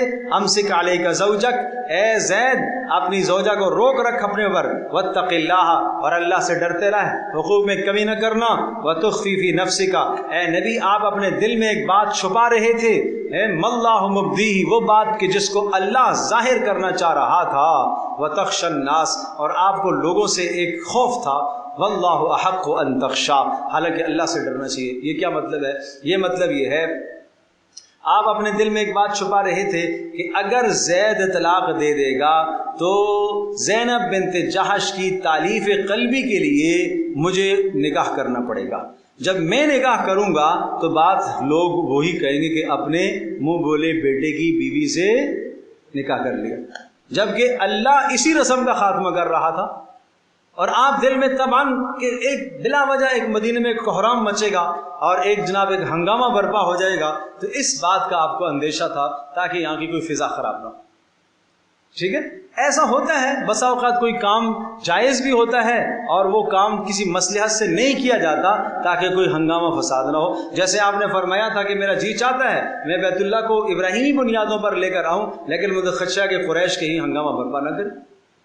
تو پتہ یہ چلا کہ کچھ مستحب عمل اس طرح کے ہوتے ہیں جو فی نفسی جائز ہوتے ہیں، لیکن وہ چھوڑ دیے جاتے ہیں کہ تاکہ کوئی فتنہ نہ کھڑا ہو جائے، لیکن یہاں اس کا کرنا ضروری تھا تاکہ اس رسم کا خاتمہ ہو، اور اللہ اسی کو چاہ رہا تھا۔ فرمایا واللہ احق ان تخشى، آپ اللہ سے خوف رکھے۔ فلما قضى زید منها، اب یہ زید وہ واحد صحابی ہیں جن کا نام قرآن میں آیا ہے، اس لیے کہ ان کی بھی اللہ نے کیا تعریف فرمائی اور ان کا حوصلہ فرمایا۔ اس لیے کہ لوگ کہتے تھے زید بن محمد، جب زید بن محمد کے بجائے زید بن حارثہ کہا جانے لگا تو ان کو بھی وہ تکلیف تو ہوئی۔ اللہ پاک نے ان کی حوصلہ افزائی کے لیے ان کا نام قرآن میں لیا۔ فلما قضى زید منها، اور جب زید نے ان سے اپنی ضرورت کو پورا کیا، وطرا عدت پوری کر دی، زوجناکہا، اے نبی ہم نے آپ کا نکاح کر دیا۔ زوجناکہا، وہ عورت یعنی زینب بنت جحش ہم نے آپ کے نکاح میں دے دی، ہم نے نکاح کرایا، ہم نے نکاح کرایا۔ لہٰذا کسی کو اعتراض نہیں ہونا چاہیے کہ نبی نے نکاح کر لیا، ہم نے نکاح کرایا۔ آسمانوں پر زینب بنت جحش کا نکاح ہوا تھا۔ یہ فخر فرمایا کرتی تھی کہ تمہارے نکاح تو زمینوں پر ہوئے ہیں، میرا نکاح آسمان پر ہوا ہے، اللہ نے نکاح پڑھایا۔ یہ ہے زوجنا کہا۔ یہ کیوں کیا؟ لِكَيْ لَا يَكُونَ عَلَى الْمُؤْمِنِينَ حَرَجٌ، تاکہ ایمان والوں کے لیے تکلیف نہ ہو، تنگی نہ ہو، حرج نہ ہو فی ازواج ادعیائہم، ان کے متبنوں کی بیویوں کے معاملے میں مسلمانوں کو کوئی تکلیف نہ ہو، آئندہ نکاح کر لیا کرے۔ اذا قضوا منہن طرا، جب وہ متبنہ اپنی بیویوں سے عدت کو پورا کر لے، وکان امر اللہ مفعولا، اور یہ اللہ کا فیصلہ ہونا تھا، اس نے ہونا تھا۔ ما کان علی النبی من حرج فیما فرض اللہ له، لہذا نبی پر الزام نہیں دینا کہ نبی نے ایسا کیوں کیا، اس لیے کہ یہ اللہ کا فیصلہ تھا، یہ اللہ کا فیصلہ تھا۔ سنت اللہ فی الذین خلو من قبل، اس سے پہلے بھی اللہ کا طریقہ رہا کہ نبی کیا کرتا ہے، احکام بتاتا بھی ہے، عمل کر کے بھی دکھاتا ہے۔ وَكَانَ أَمْرُ اللَّهِ قَدَرًا مَقْدُورًا، اور اللہ کا فیصلہ طے ہونے والا مقرر کیا ہوا۔ الَّذِينَ يُبَلِّغُونَ رِسَالَاتِ اللَّهِ، اور وہ انبیاء جو اللہ کے پیغام کو پہنچاتے ہیں، وَيَخْشَوْنَهُ، اور اللہ سے ڈرتے ہیں، وَلَا يَخْشَوْنَ أَحَدًا إِلَّا اللَّهِ، اللہ کے سوا کسی سے نہیں ڈرتے۔ وَكَفَى بِاللَّهِ حَسِيبًا، اور اللہ تبارک و تعالیٰ خوب کافی ہے حساب کرنے والا۔